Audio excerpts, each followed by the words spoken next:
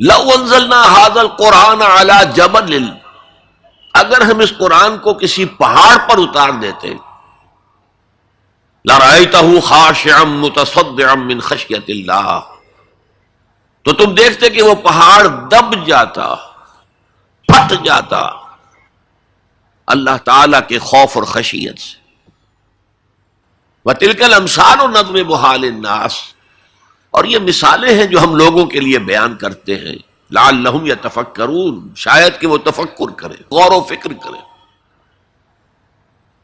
قرآن مجید میں وہ مضامین جو بہت لطیف ہوتے ہیں، بہت لطیف ہوتے ہیں، جن کا ادراک عام انسانی عقل سے ماورا ہے، اس کے لیے تمثیلیں بیان کی جاتی ہیں۔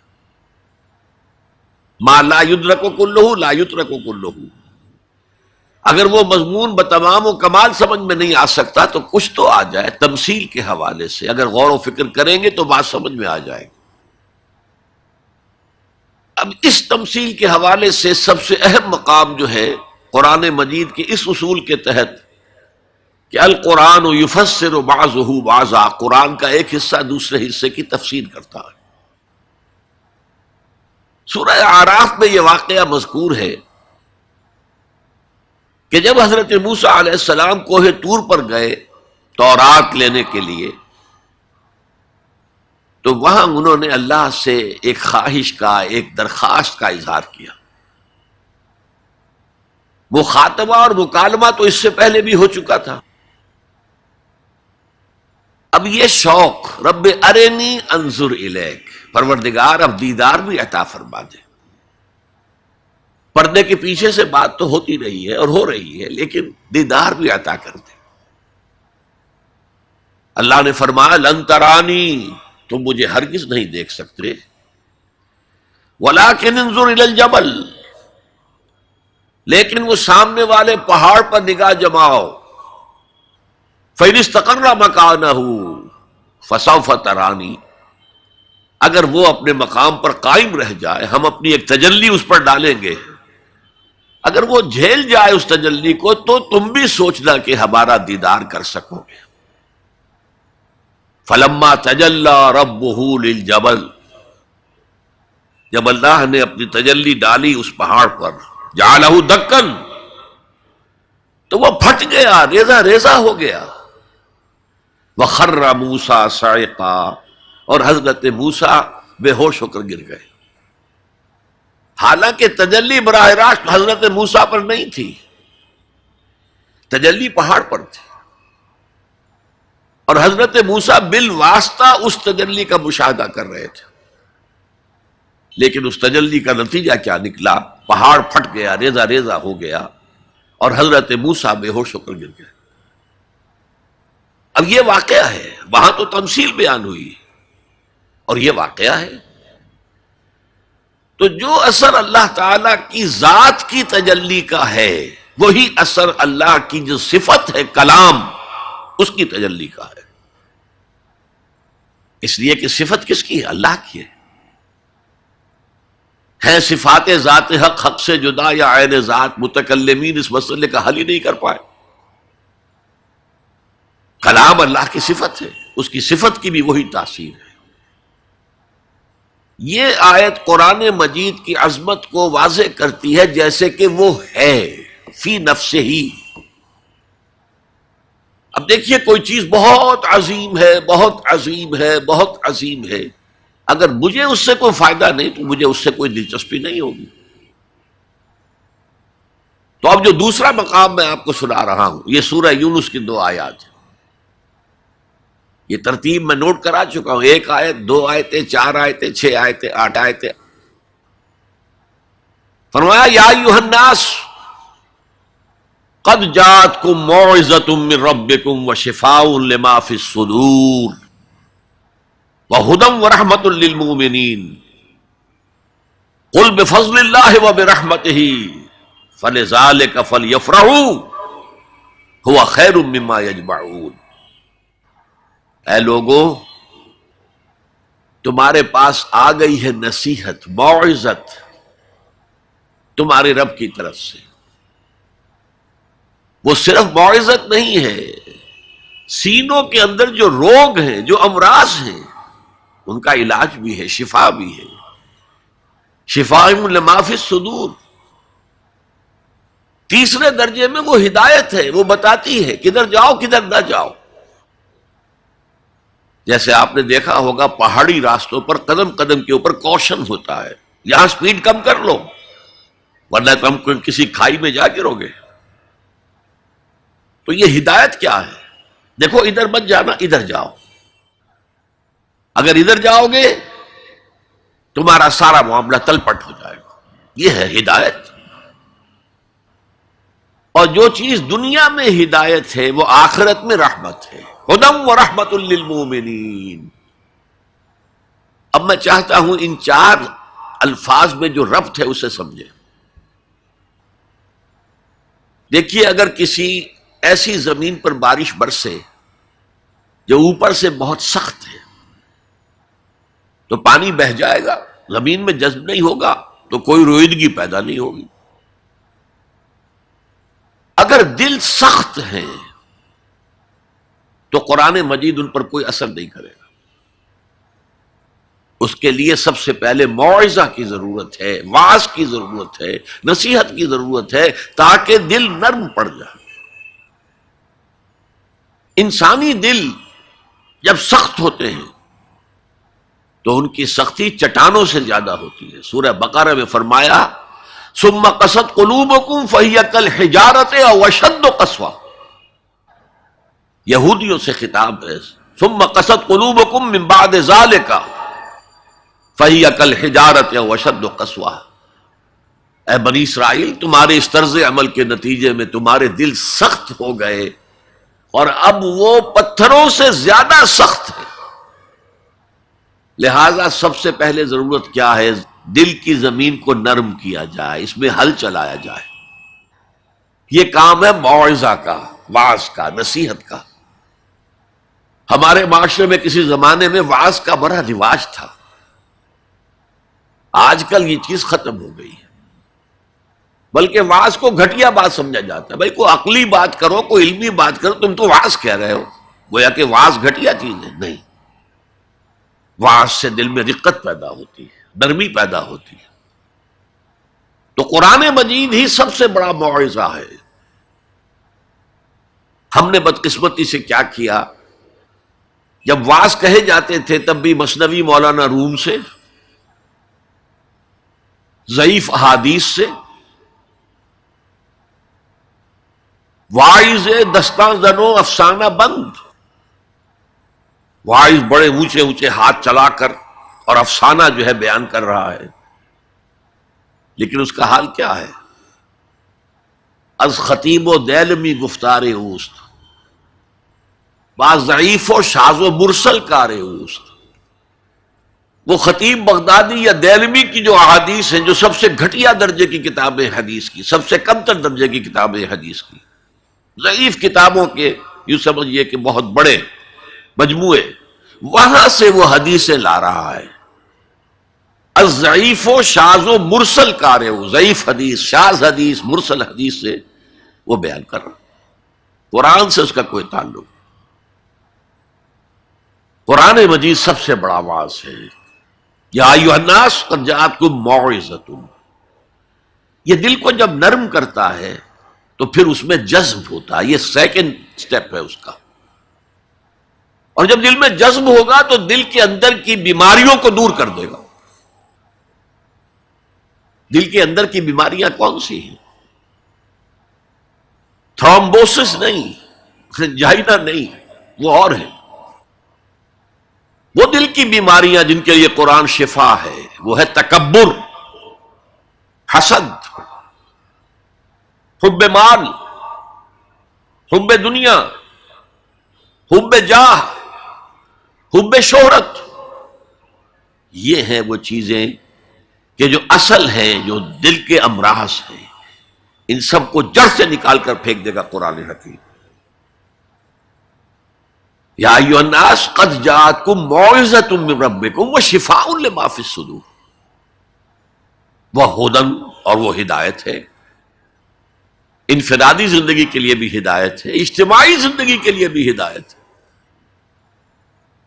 کبھی اگر سورہ فاتحہ پر آپ غور کریں جو ہماری نماز کا جزو لازم ہے، تو ہم پہلے کہتے ہیں الحمدللہ رب العالمین الرحمن الرحیم مالک یوم الدین ایاک نعبد و ایاک نستعین۔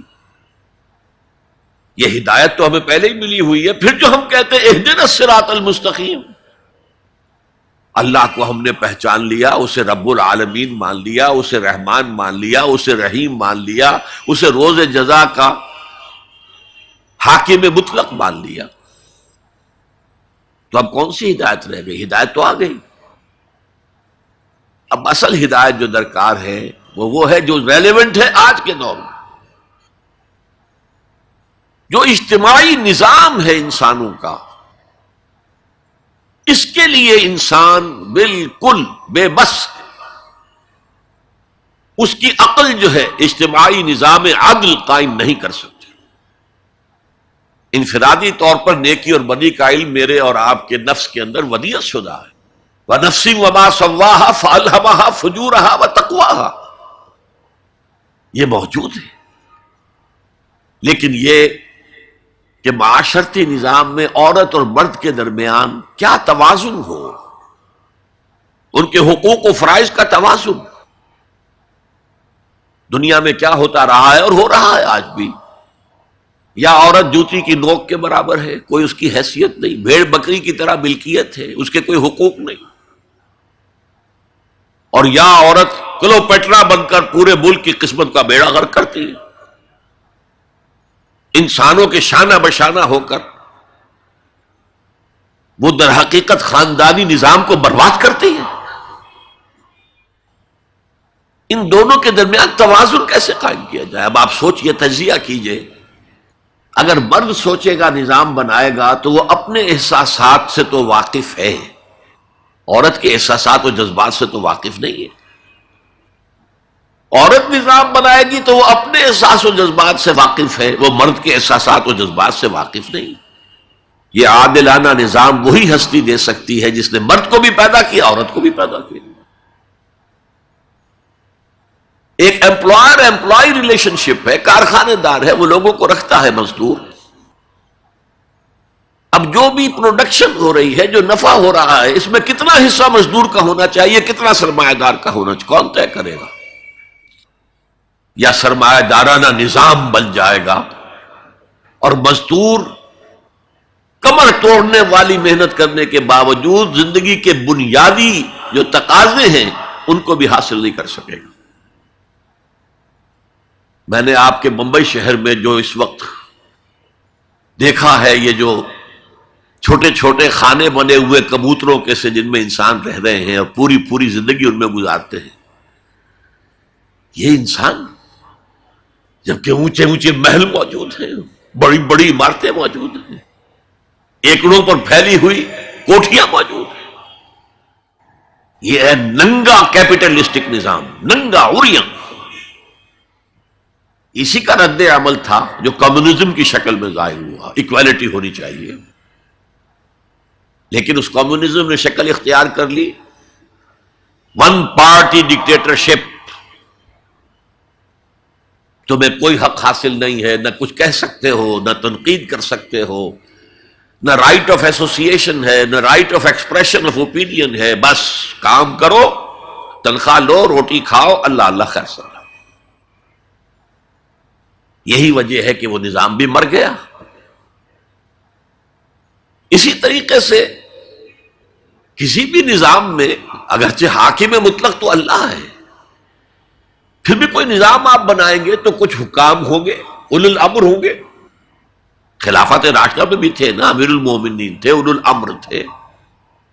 عوام میں اور ان کے درمیان حقوق و اختیار کا توازن کیا ہو، کون طے کرے گا؟ اولو الامر تو چاہیں گے سارے اختیارات ہمارے پاس ہوں، ٹوٹلیٹیرین سٹیٹ قائم ہو جائے گی۔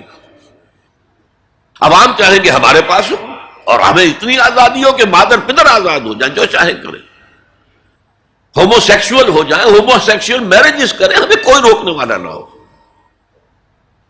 تو میں نے آپ کو بتایا اجتماعی نظام کے یہ 3 گوشے ہیں: معاشرتی نظام، معاشی نظام، سیاسی نظام۔ آج کے انسان کی اصل ضرورت یہ ہے، اس لیے کہ اس طرح کا ہمہ گیر نظام اس سے پہلے تھا ہی نہیں، لوگوں کو آزادیاں تھیں۔ آج آپ کا پورا تعلیمی نظام بھی اسی نظام کے تحت ہے۔ آپ کہاں لے جائیں گے اپنے بچوں کو؟ آپ ان کے حوالے کر کے اپنے ہاتھ دھو لیتے ہیں۔ You wash your hands of your children. وہ نظام جو چاہے گا بنا دے گا ان کو۔ گلا تو گھونٹ دیا اہل مدرسہ نے تیرا، کہاں سے آئے صدا لا الہ الا اللہ؟ کیا کریں گے؟ انہیں کہیں کسی تہخانے میں تو بند نہیں کر سکتے۔ آپ اپنے گھر میں ٹیلی ویژن نہیں لائیں گے، وہ جا کر دکان پہ دیکھیں گے۔ جب تک نظام درست نہ ہو، اور نظام کی ہدایت ہے جو قرآن نے دی ہے اصل، ورنہ اخلاقیات کا معاملہ میں آپ سے عرض کر دوں کہ یہ تو نوع انسانی کی مشترک میراث ہے۔ سچ بولنا اچھا ہے، جھوٹ بولنا برا ہے، کون نہیں جانتا؟ کیا ہندو نہیں جانتا؟ کیا بدھ مت کا پیرو نہیں جانتا؟ وعدہ کرنا اچھا ہے، وعدہ خلافی بری ہے، کون نہیں جانتا؟ عیسائی نہیں جانتا، یہودی نہیں جانتا، سب جانتا۔ بیسک ہیومن مورالٹی تو ہمارے اندر ہے، جیسا کہ میں نے آیت آپ کو سنائی، وَنَفْسٍ وَمَا سَوَّاهَا فَأَلْهَمَهَا فُجُورَهَا وَتَقْوَاهَا۔ انسان کا نفس جو اللہ نے پوری طرح تیار کر دیا، نوک پلک سنوار دی، اور اس میں نیکی اور بدی کی تمیز ودیت کر دی۔ لہذا اصل ہدایت ہے آج جس کی ضرورت ہے وہ اجتماعی نظام۔ 2 منٹ اور لے لوں آپ کے۔ 300 سال سے انسان اسی اجتماعی عدل کی تلاش میں ادھر سے ادھر ٹھوکریں کھا رہا ہے۔ کوئی 250 برس سے زیادہ ہو گئے ہیں۔ فرانس میں انقلاب آیا، کیوں آیا؟ یہ بادشاہت، چھ ادارت، بادشاہ کون ہے؟ وہ بھی انسان ہے، ہم بھی انسان ہیں۔ اسے کیا حق ہے کہ وہ حکومت کرے؟ لہذا انقلاب آیا، سخت خونی انقلاب آیا، لوگوں نے چاہا کہ عدل ہو، لہذا فرینچ ریولوشن آیا۔ لیکن چونکہ وہ ریولوشن یک طرفہ تھا، صرف سیاسی نظام بدلا، معاشی نظام نہیں بدلا، سود موجود رہا، لہذا اس کے بعد کیپٹلزم کی لعنت مسلط ہو گئی۔ پہلے لارڈز اینڈ بیرنز اور بڑے بڑے زمیندار اور جاگیردار سروں پر مسلط تھے، اور اب کارخانے دار اور کیپٹلسٹ مسلط ہو گئے۔ آج کی جمہوریت کیا ہے؟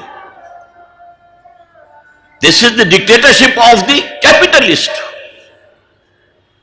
یہ تو اصل میں کیپٹلزم ہے، کیپٹلسٹ کی ڈکٹیٹرشپ ہے جو اس وقت ہو رہی ہے۔ اچھا، اس سے نجات پانے کے لیے چھلانگ لگائی دوسری طرف کمیونزم، تو وہ میں آپ کو بتا چکا ہوں، وہاں انفرادی آزادی ختم ہو گئی، اب وہ بھی مر گیا۔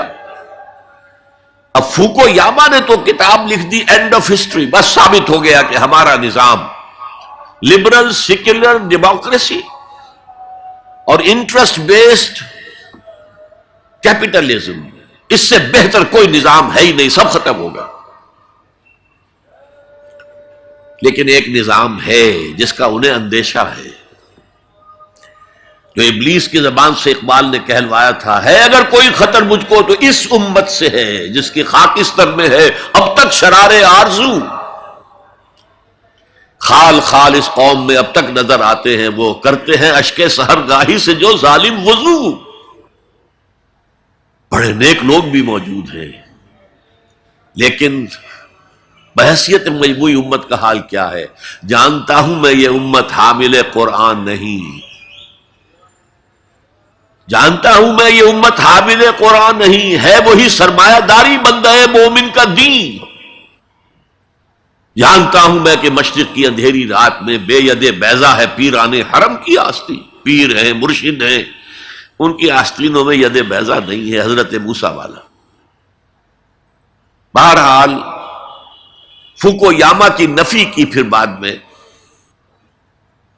اور کتاب لکھی گئی کلیش آف سیویلائزیشنز، تہذیبوں کا ٹکراؤ ابھی آئے گا۔ تو میں اس سے زیادہ اس ایشو پر نہیں جانا چاہتا۔ ہدایت انفرادی ہدایت بھی قرآن میں ہے، اور سب سے بڑھ کر اجتماعی ہدایت جس کی آج کے انسان کو سب سے زیادہ ضرورت ہے، یہ سسٹم آف سوشل جسٹس جو صرف اللہ دے سکتا ہے، اس لیے کہ کارخانے دار بھی اسی کی مخلوق ہے اور مزدور بھی اسی کی مخلوق ہے، جو اولو الامر ہے وہ بھی اسی کے پیدا کرنا ہے، اور جو عوام ہے وہ بھی اسی کے پیدا کرنا ہے، مرد بھی اسی کا پیدا کرنا ہے، عورت بھی اس کی پیدا کرتا ہے۔ جیسے ایک حدیث میں آتا ہے الخلق عیال اللہ، تمام مخلوق اللہ کے کلبے کے مانند ہے، وہ عدل دے گا، وہ سوشل جسٹس دے گا، وہ توازن دے گا آپ کو معاشرتی نظام میں، معاشی نظام میں، سیاسی نظام میں۔ اس کا نتیجہ چوتھا جو نکلے گا رحمت للمومنین، اب وہ رحمت ہوگی آخرت میں، جیسے حضور نے فرمایا الزہراوین نام دیا سورہ بقرہ کو اور سورہ آل عمران کو، الزہراوین، زہرا کہتے ہیں بہت تابناک حضرت فاطمہ زہرا رضی اللہ تعالی عنہ، الزہراوین یہ دو بدلیوں کی صورت میں میدان حشر میں ظاہر ہوں گی، اور جو ان سے محبت کرنے والے تھے ان پر سایہ کریں گی، جبکہ کسی کے لیے کوئی سایہ نہیں ہوگا۔ تو یہ رحمت کا ظہور ہوگا قرآن کا قیامت کے دن۔ اب اگلی آیت دیکھیے، قل بفضل اللہ وبرحمتہ، اے نبی ان سے کہہ دیجئے یہ اللہ کے فضل اور اس کی رحمت کا مظہر ہے کہ اس نے تمہیں قرآن مجید جیسی کتاب ہدایت دی، جو موعظہ بھی ہے، شفاء لما فی الصدور بھی ہے، دنیا میں ہدایت بھی ہے، آخرت میں رحمت بھی ہے۔ قل بفضل اللہ وبرحمتہ فبذلک فلیفرحوا، اگر جشن منانا ہے تو اس کا مناؤ، خوشیاں منانی ہے تو اس کی مناؤ، ہوا خیر مما یجمعون، یہ دولت ان تمام چیزوں سے زیادہ قیمتی ہے جو انسان جمع کرتا ہے، دولت جمع کرتا ہے، مال، اسباب، جائیداد، کاروبار، اور محل بناتا ہے، اس میں بڑا اعلیٰ فرنیچر رکھتا ہے، اس میں لا کر ڈیکوریشن پیسز کہاں کہاں سے پوری دنیا سے لا کر رکھتا ہے، ان سب سے کہیں زیادہ قیمتی شے قرآن ہے۔ اب آئیے 4 آیات، سورہ رحمان کی اولین 4 آیات۔ الرحمن، یہ جملہ نہیں بنا، یہ تو صرف مبتدا ہے، لیکن آیت پوری ہے۔ الرحمن علم القرآن خلق الانسان علمہ البیان۔ یہ اصل میں جو 4 آیتیں، ان میں 4 چوٹی کی چیزوں کا بیان ہے، ٹاپ موسٹ چیزیں۔ اللہ کے ناموں میں سب سے پیارا نام رحمان ہے، اگرچہ قرآن میں کثرت سے آیا ہے اللہ، وہ کیوں؟ اہل عرب صرف اسی نام سے واقف تھے، اللہم اللہم دعائیں مانگا کرتے تھے، اور آپ کو معلوم ہے سورہ فرقان میں تو اعتراض بھی انہوں نے کیا، یہ رحمان کو کون ہے، ہم تو جانتے نہیں ہیں، یہ کہاں سے لے آئے ہو ہے محمد تم رحمان صلی اللہ علیہ وسلم۔ لیکن آپ غور کریں تو سب سے پیارا نام رحمان ہے۔ دیکھیے رحمت سے یہ 2 نام بنائے گئے، الرحمن الرحیم، 113 مرتبہ تو تمام سورتوں کے سے پہلے یہ آیت موجود ہے، الرحمن الرحیم، بسم اللہ الرحمن الرحیم۔ سورہ فاتحہ میں الحمدللہ رب العالمین الرحمن الرحیم۔ ان میں فرق کیا ہے؟ یہ جو فعلان کا وزن ہے، اس پر جو عربی میں لفظ آتے ہیں، اس میں کسی صفت کی ہیجانی کیفیت، طوفانی کیفیت، ٹھاٹھے مارتا ہوا سمندر، پہاڑوں ایسی لہریں،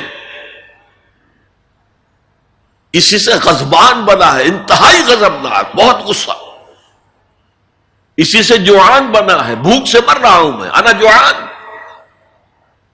اسی سے عطشان بنا ہے، میں پیاسا مر رہا ہوں۔ اللہ کا لفظ، اللہ کا نام رحمان ظاہر کر رہا اللہ کی رحمت ٹھاٹھے مارتے ہوئے سمندر کی طرح ہے، اور رحیم فعیل کے وزن پر ہے، جس میں دوام ہوتا ہے، تسلسل ہوتا ہے۔ تو اللہ کی رحمت جہاں ٹھاٹھے مارتے ہوئے سمندر کی طرح ہے، ساتھ ہی وہ آہستگی کے ساتھ مسلسل بہنے والے دریا کے مانند بھی ہے، تسلسل کے ساتھ۔ اب ان دونوں کا ریلیشن اگر میں آپ کو ایک مثال سے سمجھاؤں، اگر کہیں کسی بس کا ایکسیڈنٹ ہو جائے اور آپ دیکھیں کہ کوئی عورت جو ہے مردہ ہو گئی ہے اور کوئی شیر خوار بچہ اس کی چھاتی سے چمٹا ہوا، اسے کیا پتا میری ماں مر گئی، اور کوئی آئیڈینٹیفیکیشن نہیں ہو رہی، کچھ پتا نہیں ہے یہ کون خاتون تھی، کہاں سے آئی تھی، کچھ نہیں پتا۔ آپ بتائیے اس وقت کون سا انسان ہوگا جس کے دل میں رحمت کا دریا جوش نہ مار جائے، اس بچے کی سرپرستی میں کر لوں۔ یہ انسان کی فطرت ہے۔ لیکن جب وہ گھر لے جائے گا تو ہو سکتا ہے کچھ دن کے بعد وہ محسوس کرے کہ میں نے خامخواہ کو یہ بوجھ اپنے اوپر لے لیا ہے، میرے تو اپنے بچے بہت تھے۔ گویا کہ جوش تو آیا، دوام اس میں نہیں ہے۔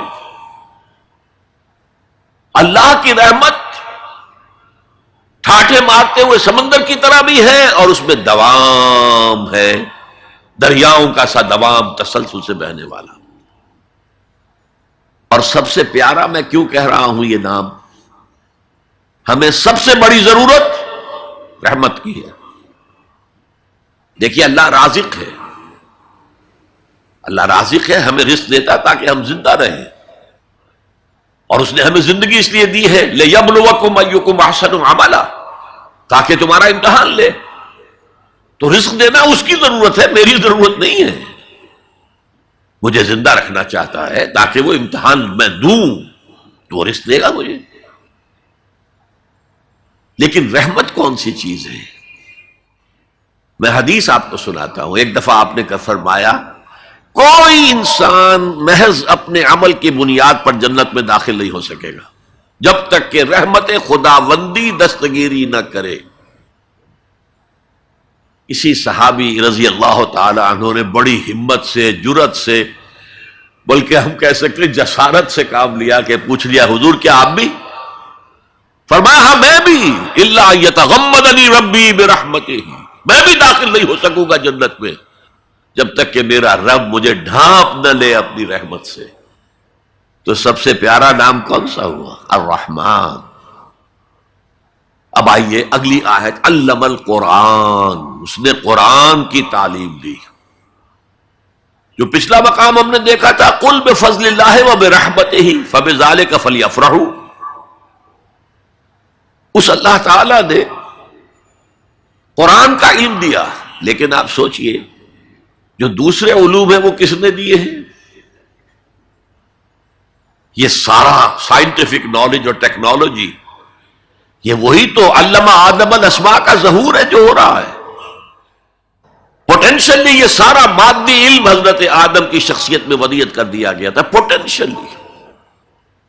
جیسے آم کی گٹھلی میں پورا آم کا درخت ہے، علم آدم الاسماء کلھا، تمام نام سکھا دیے، اور ساتھ ہی وہ ایپریٹس دے دیا جس سے کہ یہ علم جو پوٹینشل تھا یہ ایکسفولیٹ ہو سکے، یہ کھلے۔ جیسے کہ کلی بند ہوتی ہے پھر کھلتی ہے تو 5 پتیاں ظاہر ہوتی ہیں، ایکسفولیشن۔ وہ ایپریٹس کیا ہے؟ ان السمع والبصر والفؤاد کل اولئک کان عنہ مسئولا۔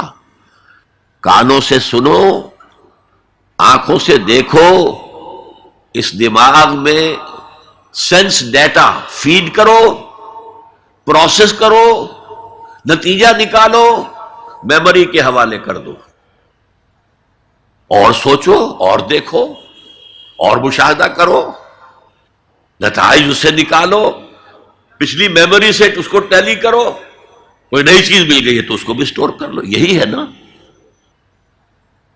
میں مثال دیا کرتا ہوں کہ کسی شخص نے ہمارے آباء و اجداد میں سے کوئی 1000ویں پیڑھی ہماری ہوگی، ابھی تک انسان کسی سورس آف انرجی سے واقف نہیں تھا، پھل کھاتا تھا یا گوشت کچا کھاتا تھا۔ کسی شخص نے دیکھا کہ اوپر سے ایک چٹان گری اور نیچے بھی چٹان تھی، تو آگ کا شعلہ برآمد ہو گیا۔ اوہو یہ کیا ہے؟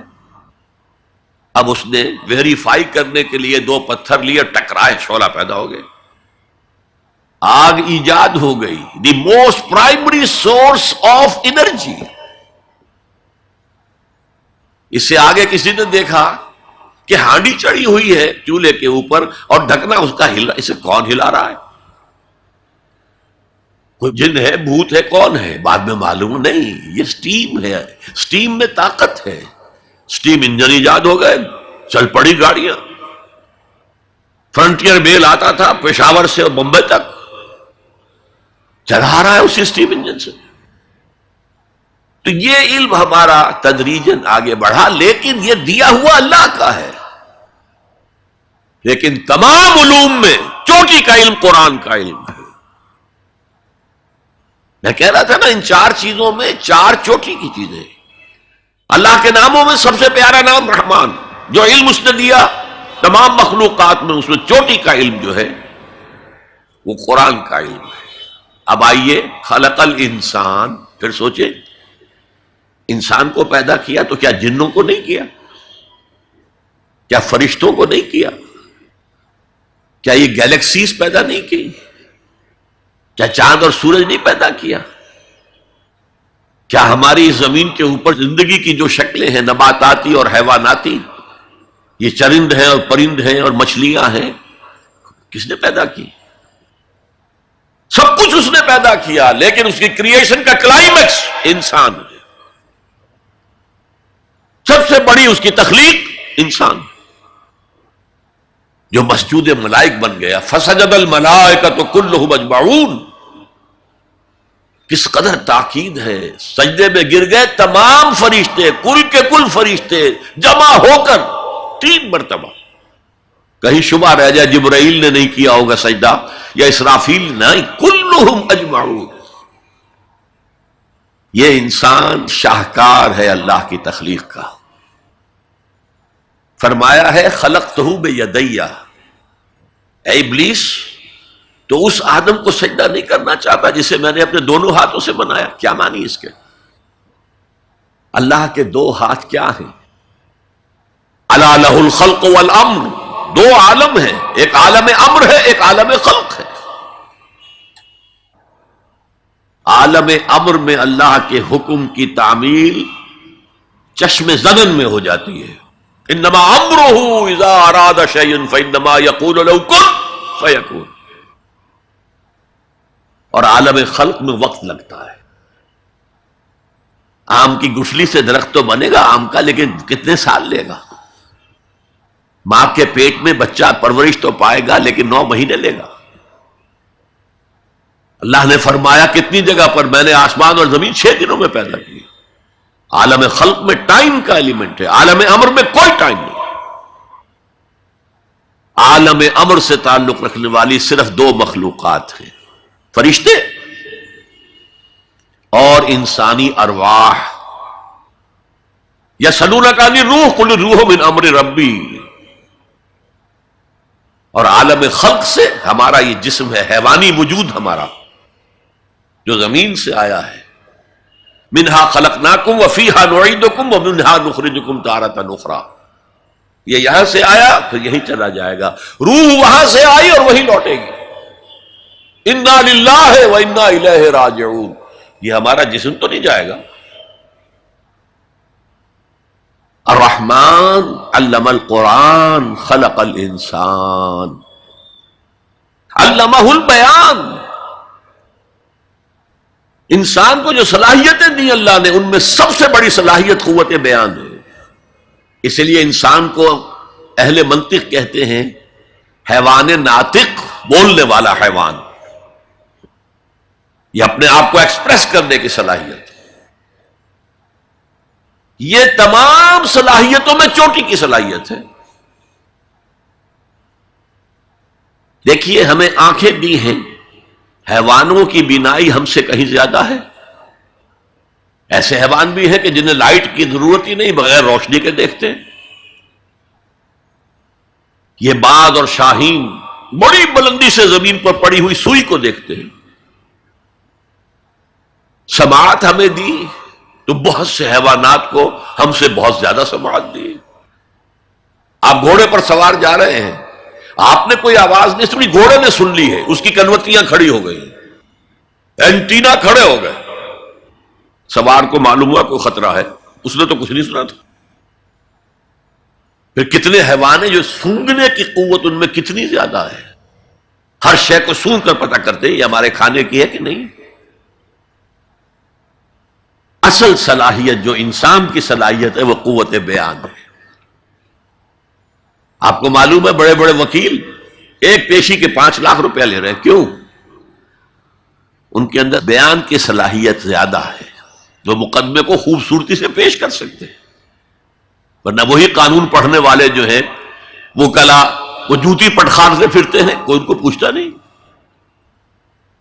اسی طرح آپ کو معلوم ہے دنیا میں بڑے بڑے جو ڈکٹیٹر بنے ہیں وہ قوت بیان کی بنیاد پر بنے۔ ہٹلر کی فائری سپیچز اس نے کہاں سے کہاں اسے پہنچا دیا۔ لیکن اب ان چیزوں کو جوڑیے، الرحمن علم القرآن، یہ ایک جملہ بنا ہے، رحمان نے قرآن سکھایا، خلق الانسان، انسان کو پیدا کیا، علمہ البیان، یہ 3 ویلیوز ہیں جو 4 آیتوں میں آئی ہیں۔ آپ نے میتھمیٹکس میں یا ارتھمیٹکس میں پڑھا ہوگا ریشو پروپورشن کا قاعدہ، نسبت و تناسب، 3 ویلیوز دے دی گئی ہے، چوتھی تلاش کرو۔ وہ چوتھی ویلیو کیا ہے؟ دیکھو، اگر تمہیں کوئی قوت بیان اللہ نے دی ہے، اسے قرآن کو بیان کرنے میں صرف کرو۔ جیسے ہم کہتے ہیں کہ توپ سے مکھی نہیں ماری جاتی، توپ جتنی بڑی شے ہے وہ مکھی مارنے کے لیے تو استعمال نہیں ہوتی۔ تمہیں اللہ نے قوت بیان دی ہے، اسے صرف پیسے کمانے کے لیے استعمال نہ کرو، اسے لیڈری چمکانے کے لیے استعمال نہ کرو، اس قوت بیان کو اس قرآن کے بیان کرنے میں استعمال کرو۔ یہ جو نتیجہ نکلا ہے یہ ایک حدیث میں آیا ہے، اور اس میں عجیب لطف ہے، الرحمن علم القرآن خلق الانسان علمہ البیان عن عثمان ابن عفان، وہی جو ہے قافیہ چلا آ رہا ہے، بخاری شریف کی روایت ہے، خیرکم من تعلم القرآن وعلمہ، تم میں سے بہترین لوگ وہ ہیں جو قرآن سیکھیں اور سکھائیں، پڑھیں اور پڑھائیں، سمجھیں اور سمجھائیں۔ یہ بہترین ہے، اس کو بہتر نہ کہیں۔ یہ خیر کے بعد من آ جائے گا تو یہ کمپیریٹیو ڈگری ہوگی، انا خیر منہ، ابلیس نے کہا تھا میں اس آدم سے بہتر ہوں، خلقتنی من نار وخلقتہ من طین، مجھے تو نے آگ سے بنایا، اسے مٹی سے بنایا۔ اگر من نہ آئے تو یہ سپرلیٹیو ڈگری ہے، خیرکم، تم میں سے بہترین لوگ وہ ہیں جو قرآن سیکھیں اور سکھائیں۔ کاش یہ حدیث نقش ہو جائے نوجوانوں کے دل پر، کیریئرز کی تلاش کرتے ہیں، ایم بی اے کر لیں، کمپیوٹر میں ایم ایس کر لیں، کیریئر بنے گا، تنخواہ اچھی ملے گی، وہ سارا کچھ اس دنیا کے لیے، عارضی دنیا کے لیے، عارضی زندگی کے لیے ہے اور کچھ بھی نہیں۔ حضور فرما رہے سب سے اونچا کیریئر یہ ہے قرآن پڑھو اور پڑھاؤ، اور یہ تو ہمارے ذمے لگا کر گئے حضور۔ ختمہ حجۃ الوداع میں کیا کہا تھا؟ میں صرف تمہارے لیے تو نہیں بھیجا گیا تھا، وَمَا أَرْسَلْنَاكَ إِلَّا كَافَّةً لِلنَّاسِ بَشِيرًا وَنَذِيرًا، اے محمد ہم نے آپ کو نہیں بھیجا ہے مگر ساری نوع انسانی کے لیے بشیر اور نذیر بنا کر۔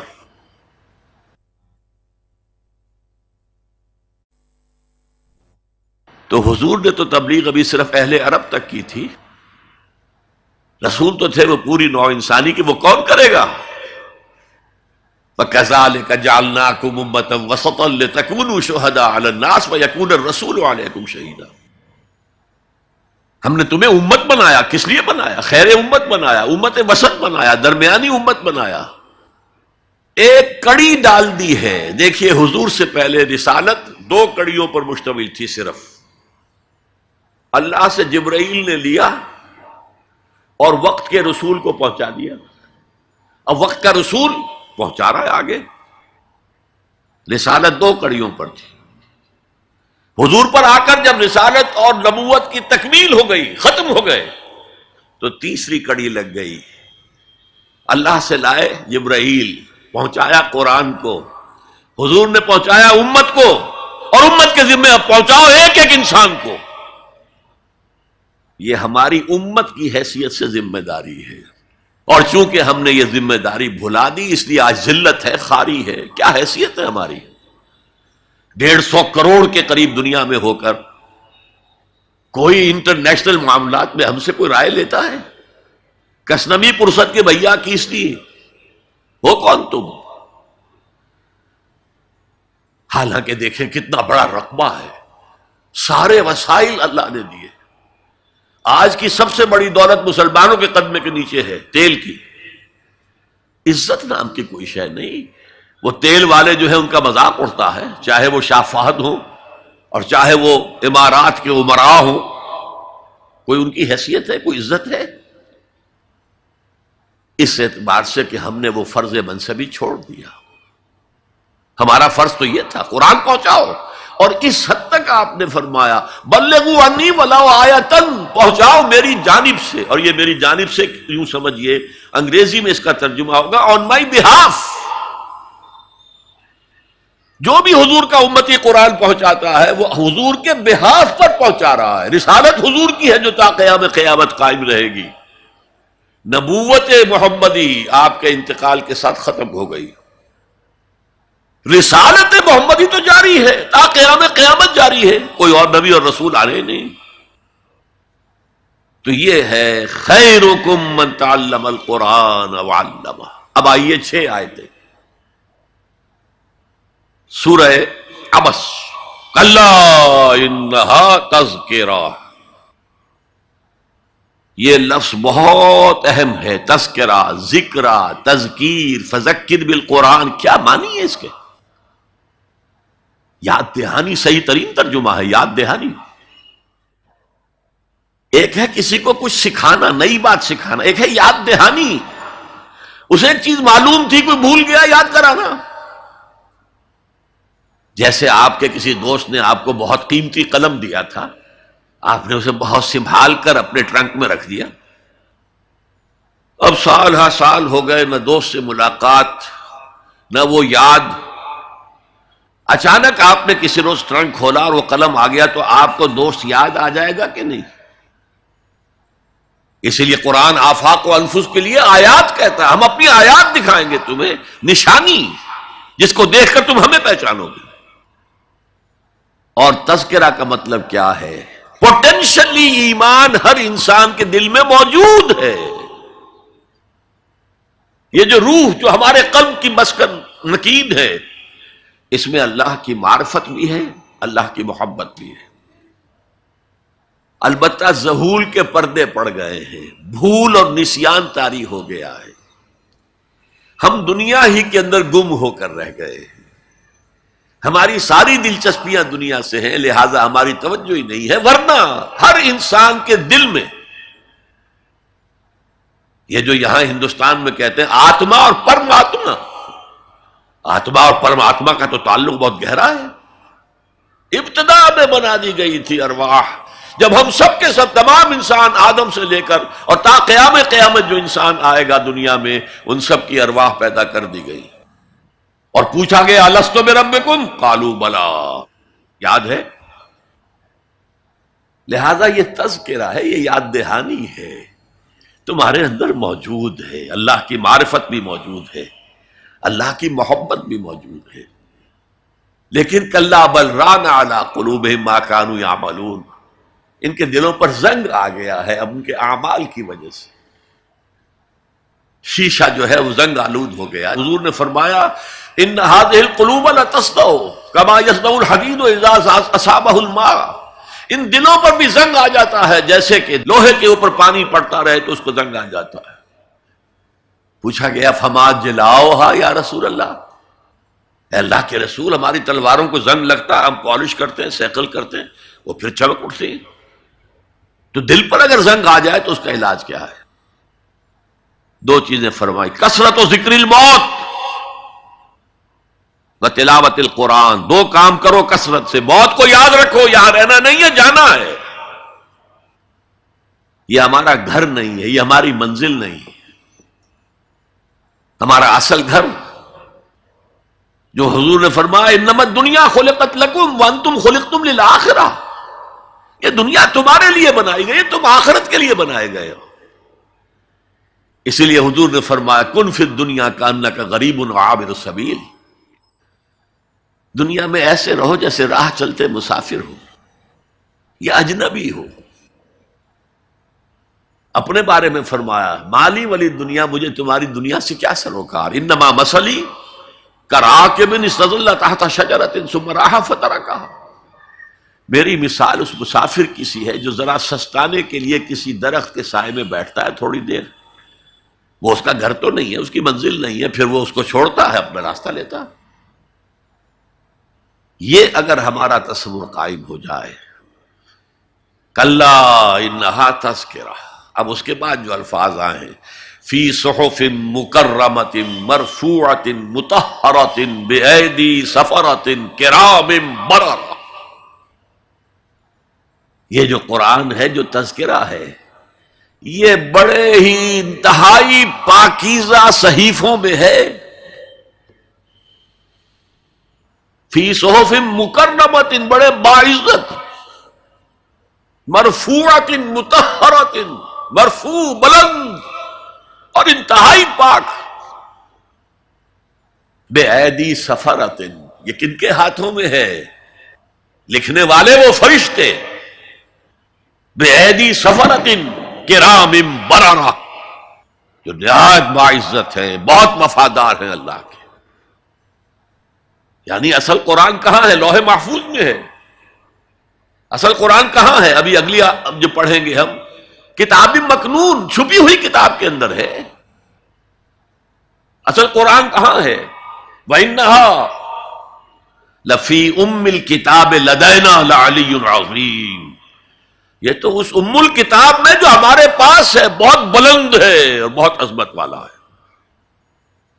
یہ 6 آیتیں ہو گئی، اب آئیے 8 آیتیں جو آپ نے سنی، بہت خوبصورت قرات تھی ماشاءاللہ۔ فلا اقسم بمواقع النجوم، یہ لا جب آتا ہے پہلے تو وہ مخاطب کی بات کی نفی کرنے کے لیے، نہیں، اٹ از لائک دیٹ، یہ نفی ہے۔ لا اقسم بیوم القیامہ، تمہارے خیالات غلط ہیں، میں قیامت کی قسم کھاتا ہوں۔ تو فرمایا فلا اقسم بمواقع النجوم، وقع یقع کے کیا معنی ہے؟ اور یہ سورت کون سی؟ واقعہ، اذا وقعت الواقعہ، وقع گر جانا، پڑ جانا، یہ ستاروں کے ڈوبنے کی جگہ ہے۔ فلا اقسم بمواقع النجوم وانہ لقسم لو تعلمون عظیم، اور اگر تم جانو تو یہ بہت بڑی قسم ہے جو ہم نے کھائی ہے۔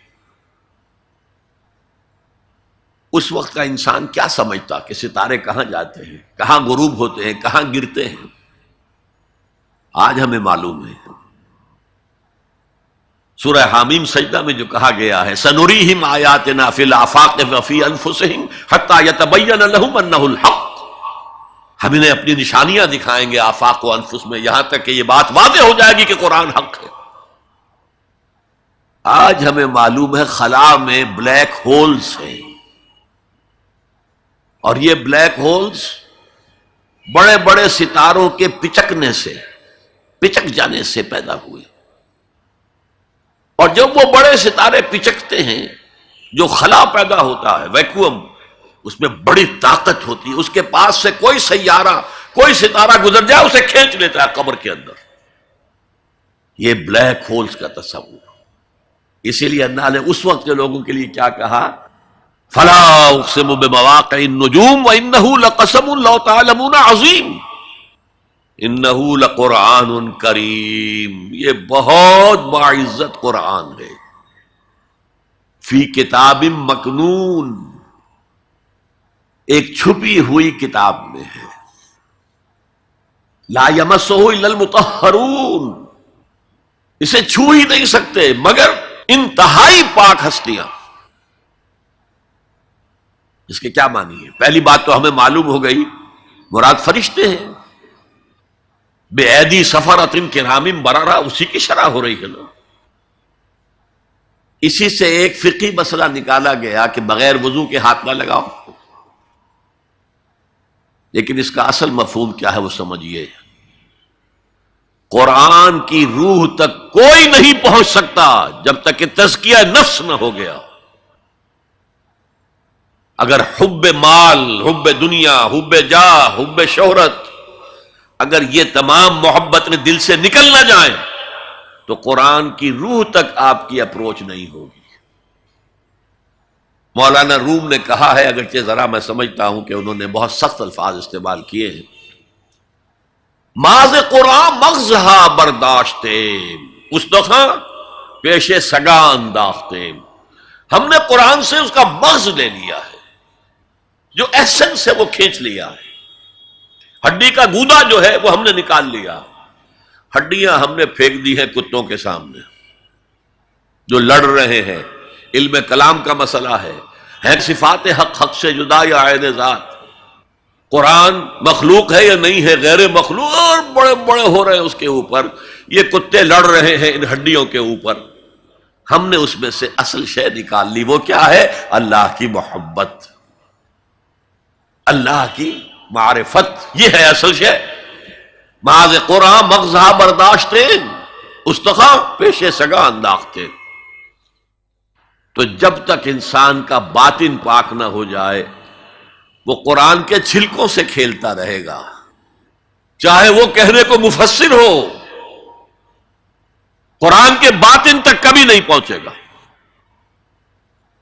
فی کتاب مکنون لا یمسہ الا المطہرون تنزیل من رب العالمین، یہ تھوڑا تھوڑا کر کے اتارا گیا ہے رب العالمین کی طرف سے۔ انزال کے معنی ہے دفعتاً اتار دینا۔ لیلۃ القدر میں آیا انا انزلناہ فی لیلۃ القدر، رمضان کے بارے میں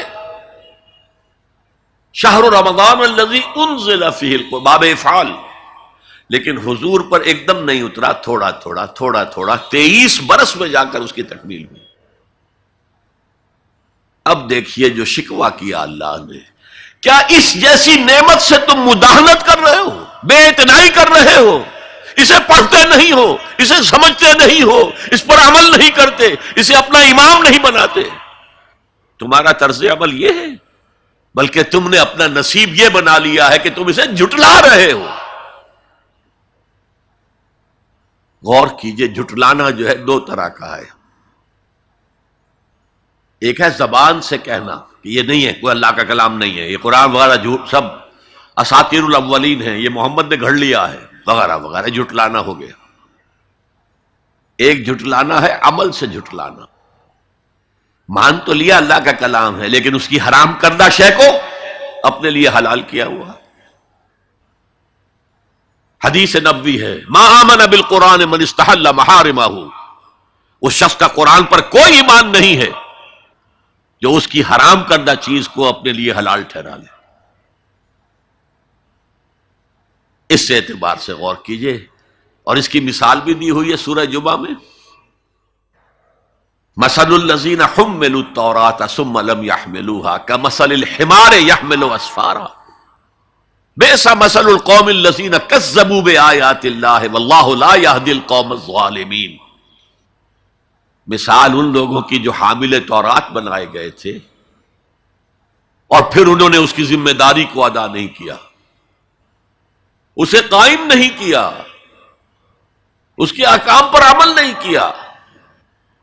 جیسے فرمایا ہے سورہ اعراف میں، قل یا اہل الکتاب، کہہ دیجئے اے نبی صلی اللہ علیہ وسلم، اے کتاب والو، لستم علی شیء حتی تقیموا التوراۃ والانجیل وما انزل الیکم من ربکم، تمہاری کوئی حیثیت ہماری نگاہ میں نہیں ہے، تمہارا منہ نہیں ہے کہ ہم سے دعا کرو، جب تک کہ تم تورات اور انجیل کو اور جو کچھ نازل کیا گیا تمہاری طرف اسے قائم نہیں کرتے۔ آج اللہ ہماری دعائیں نہیں سنتا، 30 لاکھ جا کر حج کرتے ہیں، دنیا کے حالات میں کوئی ذرہ برابر فرق آتا ہے؟ اول تو حرام کی کمائی سے حج ہو رہا ہے، تو حج ہے ہی نہیں سرے سے، جو کچھ کرتے گئے تھے سودی کاروبار وہی آ کر دوبارہ شروع کر دیا۔ سرکاری ملازم ہے تو جو رشوت پہلے لے رہے تھے اس کے بعد آ کر شروع کر دی. یہ کیا ہے؟ یہ تکذیب بالعمل ہے، جھٹلانا ہے. تم نے اپنا نصیب یہ بنا لیا ہے کہ تم قرآن کو جھٹلا رہے ہو، جیسے کہ انہوں نے جھٹلایا تھا. مثل الذین حملوا التوراۃ ثم لم يحملوها كمثل الحمار يحمل اسفارا. ان کی مثال ان گدھوں کی سی ہے جن پر کتابوں کا بوجھ لاد دیا گیا. مکالمات فلاطوں، گٹھڑی باندھ کر گدھے کے اوپر رکھ دیجئے تو کیا وہ واقعی منطقی اور فلسفی بن جائے گا؟ یہ مثال اللہ دے رہا ہے. اور یہ مثال کیوں دی گئی ہے؟ اس آئینے میں ہمیں ہماری تصویر دکھائی گئی ہے. تم اگر قرآن کا حق ادا نہیں کر رہے تو تمہاری مثال وہی ہے جو یہود کی تھی. بئس مثل القوم الذین کذبوا بآیات اللہ. بری مثال ہے اس قوم کی جس نے اللہ کی آیات کو جھٹلایا. تو زبان سے تو یہودیوں نے کبھی نہیں جھٹلایا تورات کو، عمل سے جھٹلایا ہے. یہ وہ 5 مقامات ہیں جن میں اللہ تعالیٰ نے خود اپنے کلام کی ثنا بیان کی ہے، تعریف کی ہے، اس کی عظمت کو بیان کیا. اب میں آپ کے سامنے ایک حدیث رکھنا چاہتا ہوں. حضور نے کیا فرمایا؟ ایک حدیث سنا چکا ہوں آپ کو. عن عثمان بن عفان رضی اللہ تعالی عنہ قال قال رسول اللہ صلی اللہ علیہ وسلم خیرکم من تعلم القرآن وعلمہ. تم میں سے بہترین لوگ وہ ہیں جو قرآن سیکھیں اور سکھائیں. یہ حدیث بڑی عجیب ہے. یہ ترمذی میں بھی ہے اور دارمی میں ہے، اور اس کے راوی حضرت علی ہیں رضی اللہ تعالی عنہ. عن علی رضی اللہ عنہ قال، حضرت علی فرماتے ہیں انی سمعت رسول اللہ صلی اللہ علیہ وسلم یقول، میں نے سنا اللہ کے رسول صلی اللہ علیہ وسلم کو یہ کہتے ہوئے انہا ستکون فتنۃ، ان قریب ایک بہت بڑا فتنہ رونما ہوگا. حضرت علی فرماتے ہیں قلت، میں نے عرض کیا مل مخرج منہا یا رسول اللہ، اے اللہ کے رسول یہ فرمائیے اس فتنے سے بچنے کا، نکلنے کا راستہ کون سا ہوگا؟ جیسے آپ بڑے بڑے حالوں میں دیکھتے ہیں ایگزٹ، عرب ممالک میں لکھا ہوتا ہے مخرج. اگر کہیں آگ لگ جائے، کہیں دھواں بڑھ جائے تو نکلو، ان لال جو روشنیاں ہیں ان کے اندر جو نیچے دروازے ہیں ان کی طرف جاؤ. یہ مخرج ہے جان بچانے کی. یہاں ایک لحظہ توقف کر کے ہمارا اور صحابہ کا جو فرق ہے اس کو نوٹ کر لیجئے. اگر ہم ہوتے تو کیا پوچھتے؟ حضور یہ فتنہ کب آئے گا؟ کدھر سے آئے گا؟ کیوں آئے گا؟ کیا ہوگا؟ یہ سارے سوالات کرتے نا، جن کا عمل سے کوئی تعلق نہیں، معلومات ہے. حضرت علی نے کچھ نہیں پوچھا، بس آپ نے فرما دیا کہ بہت بڑا فتنہ ہوگا، تو بس ہمیں یہ بتائیے کہ اس سے نکلنے کا راستہ کیا ہے. اب سنیے حضور کی زبان سے قرآن مجید کی مدح. قال کتاب اللہ، فتنوں سے بچانے والی اللہ کی کتاب ہے. فیہ نبأ ما قبلکم، اس میں تم سے پہلے جو تھے ان کی بھی خبریں ہیں. قوم نوح اور قوم عاد اور قوم سمود اور قوم مدین اور آل فرعون اور سدوم اور عمورہ کی بستیوں کے حالات ہیں کہ نہیں؟ وَخَبَرُ مَا بَعْدَكُمْ، اس میں تمہارے بعد جو آنے والے حالات ہیں وہ بھی درج ہیں. ذرا کھدائی کر کے نکالنا پڑتا ہے ورنہ حالات موجود ہیں. ایک اوپر کی چیز ہے، سامنے کی چیز ہے، ایک ذرا اندر سے کھدائی کر کے. لیکن یہ کہ حضور فرما رہے ہیں خبرو ما بعدکم وحکم ما بینکم، اور جو بھی اختلافات تمہارے درمیان ہوں گے ان کا فیصلہ بھی اس کتاب میں موجود ہے. کاش کہ ہم اپنے مذہبی اختلافات کو رفع کرنے کے لیے قرآن کی طرف رجوع کریں جو حبل اللہ ہے. واعتصموا بحبل اللہ جميعا ولا تفرقوا. تو فرمایا کتاب اللہ فیہ نبأ ما قبلکم وخبر ما بعدکم وحکم ما بینکم هو الفصل لیس بالہزل، وہ فیصلہ کن کلام ہے، ایسے ہی یابہ گوئی نہیں ہے، یہ قرآن کی آیات ہے۔ انہ لقول فصل وما هو بالہزل، سورہ طارق کے اندر آیا، طارق میں هو الفصل لیس بالہزل من ترکہ من جبار قسمہ اللہ، اگر کوئی جبار شخص اپنی سرکشی میں اس قرآن کو ترک کر دے گا، اللہ اسے پیس کر رکھ دے گا۔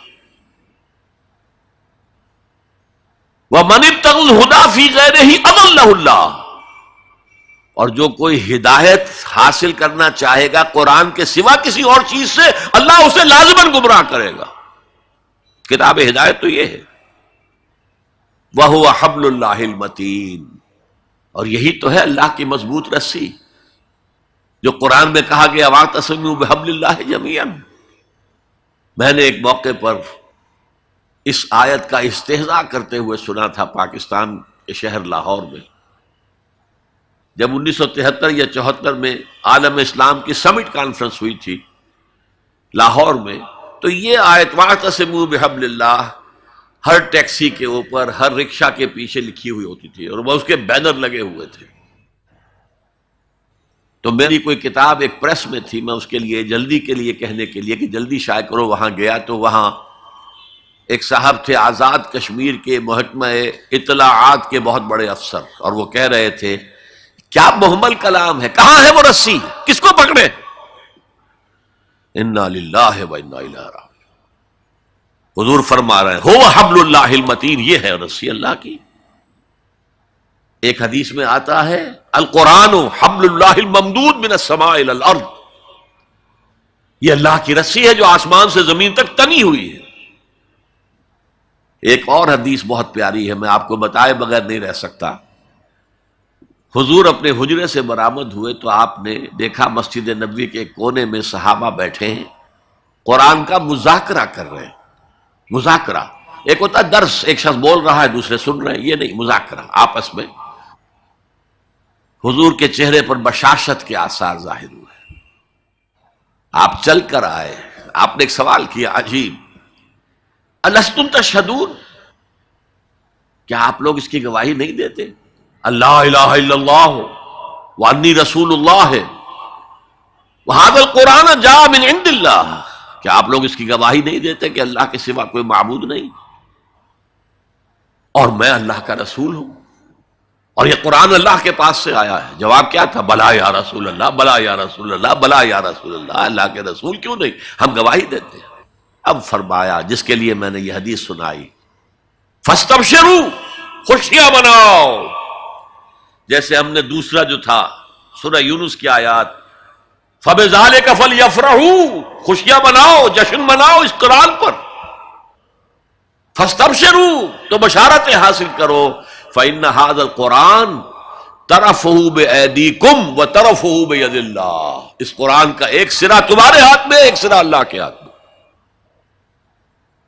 تو فرمایا هو الذکر الحکیم، جو قرآن کہتا ہے ذکر کرو، ذکر کرو، کھڑے بیٹھے، سب سے بڑا ذکر قرآن ہے۔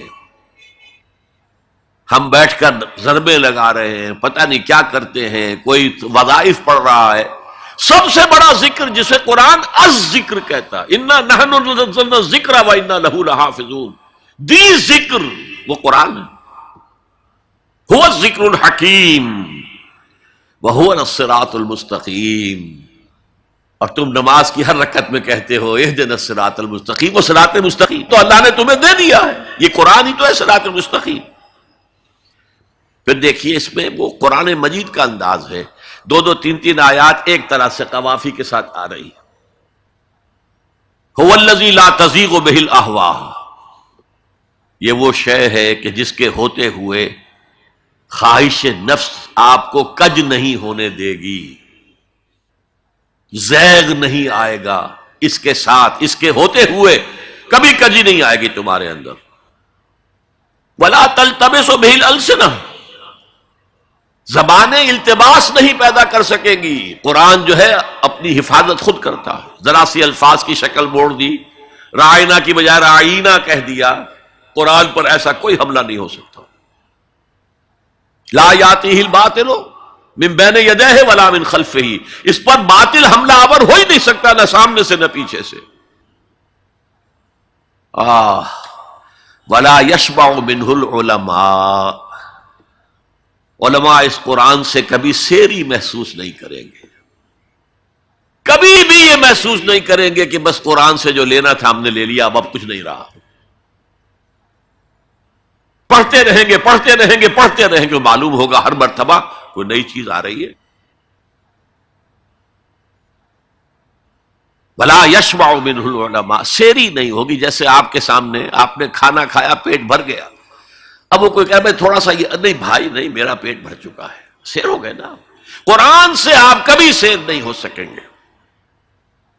ولا یخلق عن کثرت الرد، بار بار کے پڑھنے سے اس پر کوئی باسی پن طاری نہیں ہوگا۔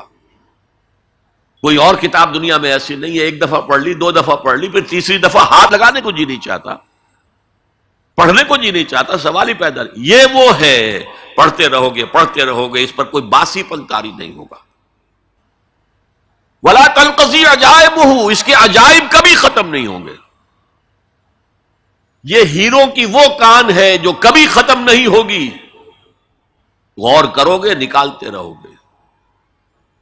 یہ بنیاد ہے سمندر کی نیچے، جہاں سے موتی ختم نہیں ہو سکتے۔ بڑی سے بڑی کان ہیروں کی، ایک وقت آتا ہے کہ ختم ہو گئے، ہیرے جو تھے نکالنے تھے نکال لیے، نہیں۔ لا تنقضی عجائبہ هو الذی لن تنتہی الجن اذ سمعتہ حتی قالوا انا سمعنا قرآنا عجبا یہدی الی الرشد فآمنا بہ۔ یہ وہ کتاب ہے جسے جیسے ہی جنوں نے سنا فوراً کہا ہم نے آج ایک بہت عمدہ کلام سنا ہے، کتاب سنی ہے، تو ہم تو ایمان لے آئے۔ ایک دفعہ سنا ہے اور وہ داعی بن کر چلے گئے۔ یا قومنا اجیبوا داعی اللہ، اے ہماری قوم کے لوگوں، اس اللہ کی طرف پکارنے والے کی آواز پر لبیک کہو۔ جنات کا عالم یہ ہے، ہمارا عالم کیا ہے؟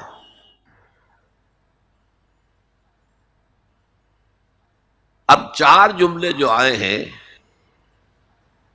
وہ اس حدیث کے اندر جو اہم ترین چیز ہے وہ ہے من قال بہ صدقہ، جس نے کوئی بات اس قرآن کی بنیاد پر کہی اس نے سچ کہا۔ ومن عمل بہ اجر، جس نے اس پر عمل کیا اس کا اجر محفوظ۔ ومن حکم بہ عدل، اور جس نے اس کی بنیاد پر کوئی فیصلہ کیا اس نے عدل کیا۔ اور آخری جملہ کاش کہ اس کا مصداق اللہ مجھے بھی اور آپ کو بھی بنا دے۔ وَمَن دَعَا إِلَيْهِ هُدِيَ إِلَىٰ صِرَاطٍ مُسْتَقِيمٍ، جو اس قرآن کی طرف لوگوں کو بلائے گا، کسی اور کو ہدایت ہو نہ ہو، اس کی ہدایت ہو گئی۔ یہ حدیث ترمذی اور دارمی کی ہے، لیکن اسی حدیث کا ایک ورشن وہ ہے جو طبرانی کی معجم کبیر میں آیا ہے، اور اس میں یہ یوں آئی ہے، حضرت جبرائیل نے حضور سے کہا یا محمد صلی اللہ علیہ وسلم امتک بعدک، آپ کے بعد آپ کی امت کا کیا حال ہوگا، کون سہارا ہوگا؟ حضور نے فرمایا مل مخرج منہا یا جبرائیل، اے جبرائیل تم ہی بتاؤ اس مسئلے کا حل کیا ہے، نکلنے کا راستہ کون سا ہے؟ تب حضرت جبرائیل نے یہ ساری حدیث پڑھی، گویا کہ اس کے راوی اول حضرت جبرائیل ہے، راوی ثانی حضور ہے، راوی ثالث حضرت علی ہے رضی اللہ تعالی۔ بہرحال میں نے 5 مقامات قرآن کے آپ کے سامنے، ویسے قرآن مجید میں بے شمار جگہوں پر قرآن کی عظمت ہے، لیکن ایک تقریر میں، ایک خطاب میں تو ظاہر ہے ایک اچھی ترتیب سے میں نے کچھ باتیں آپ کے سامنے رکھ دی ہیں۔ اب آئیے، جو میں نے کہا تھا کہ دی موسٹ ریلیونٹ آج کے دور میں قرآن کی عظمت کیا ہے، پہلے یہ نوٹ کیجئے حضور صلی اللہ علیہ وسلم کا اصل معجزہ قرآن ہے۔ کیا حضور صلی اللہ علیہ وسلم کو ید بیضا دیا گیا؟ کیا لاٹھی دی گئی جو سانپ بن جاتی تھی؟ کیا حضرت عیسیٰ کی طرح احیاء موتیٰ کا معجزہ دیا گیا؟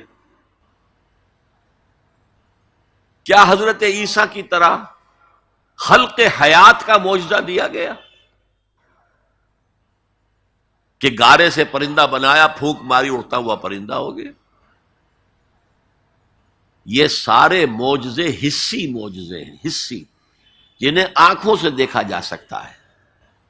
جیسے حضرت صالح کی قوم کو ان کے مطالبے پر معجزہ دکھا دیا گیا، چٹان میں سے گابھن اونٹنی برآمد ہو گئی، ناقۃ اللہ، اللہ کی اونٹنی، آنکھوں نے دیکھا، آنکھوں کے سامنے ہوا۔ اس نوع کا صرف ایک معجزہ آتا ہے روایات میں حضور کا، اور وہ شق قمر ہے۔ لیکن معجزہ اصل کسی رسول کا وہ ہوتا ہے کہ جس پر وہ چیلنج کرے کہ آؤ مقابلہ کر لو، جیسے حضرت موسیٰ علیہ السلام نے جادوگروں سے مقابلہ کیا۔ حضور کو اس نوعیت کا معجزہ نہیں دیا، مانوی معجزہ دیا گیا۔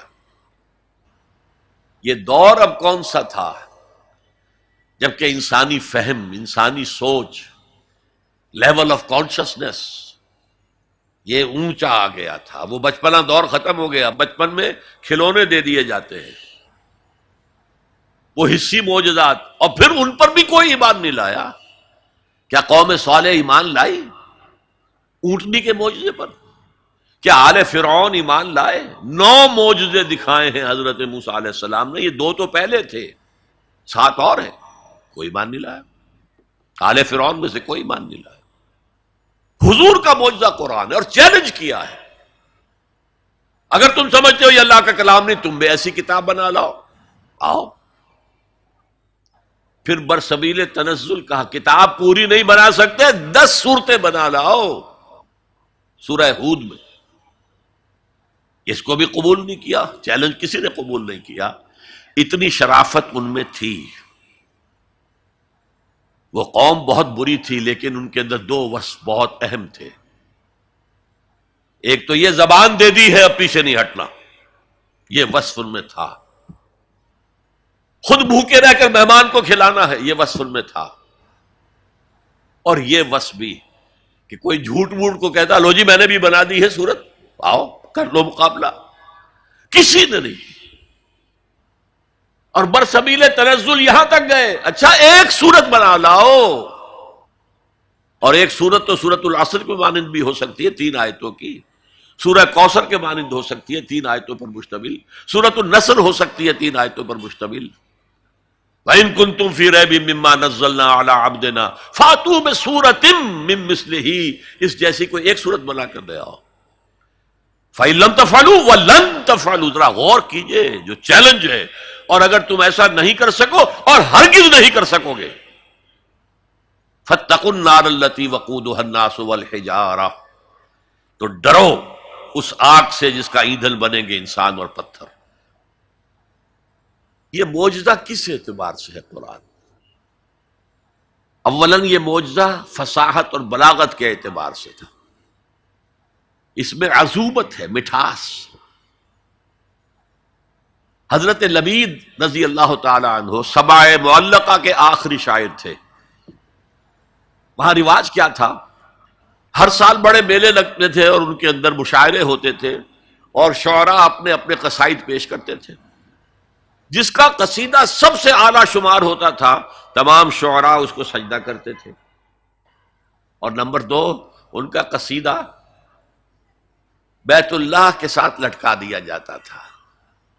ہی از دی پوئٹ آف دی ایئر، یہ ہمارا اس سال کا شاعر یہ ہے۔ وہی 7 معلقات جو لٹکا دیے گئے تھے، انہی پر کتاب ہے سبع معلقہ۔ حضرت لبید آخری آدمی ہیں، لیکن جب ایمان لے آئے شعر کہنے چھوڑ دیے۔ حضرت عمر نے فرمایا لبید اب آپ شعر نہیں کہتے؟ جواب کیا تھا، اب بعد القرآن، کیا قرآن کے بعد بھی کسی کے لیے یہ موقع ہے کہ وہ کچھ کہے؟ سبع معلقہ کا شاعر جس کو تمام شعراء سجدہ کر چکے، اب قرآن کے ہوتے ہوئے قرآن کے بعد کوئی کچھ کہے، اس کی مت ماری گئی۔ پہلی تو یہ بات، لیکن یہ جو معجزہ ہے قرآن کا، اس کا صحیح شعور ہم نہیں کر سکتے۔ یہ تو جس کی مادری زبان ہے وہی سمجھ سکتے تھے کہ اس کے اندر کیا فصاحت ہے، کیا بلاغت ہے، کیا عذوبت ہے، کیا مٹھاس ہے، کیسا ملکوتی غنا ہے، اس میں موسیقی ہے، اللہ کی موسیقی، ملکوتی غنا. اس کا اندازہ وہی کر سکتے تھے، ہم نہیں کر سکتے.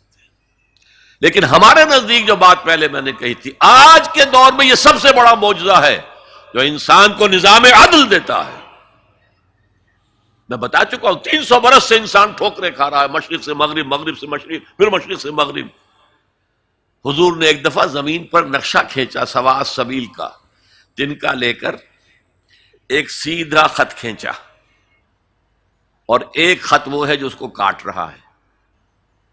اس کے بعد پھر آپ نے ایک دائرہ بنایا، سیمی سرکل، وہ جنت ہے، یہ دنیا میں صراط مستقیم یا سواء السبیل ہے، اور درمیان میں جہنم کے اوپر وہ پل صراط ہے.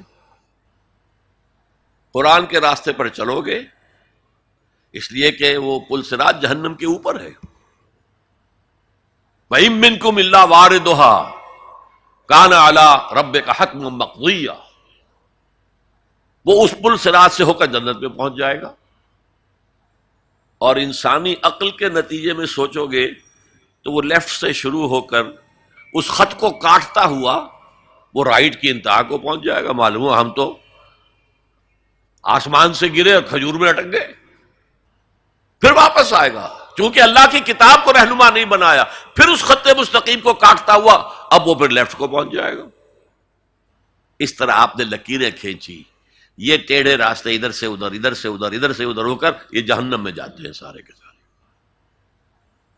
دنیا میں نظام عدل اجتماعی اور آخرت میں جنت تک رسائی، یہ صرف اس سواء السبیل، اس صراط مستقیم سے ہے جو قرآن جس کی نشاندہی کر رہا ہے.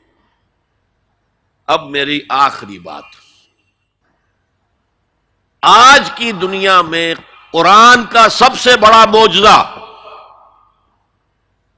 وہ یہ ہے کہ اس کتاب کے ذریعے حضور نے تاریخ انسانی کا عظیم ترین انقلاب برپا کیا. اسی کتاب کے ذریعے کیا نا. اتر کر حرا سے سوئے قوم آیا اور نسخہ کیمیا ساتھ لایا. اس سے ذہن بدلے، عقائد بدلے، سوچ بدلی، کردار بدلے، اخلاق بدلے.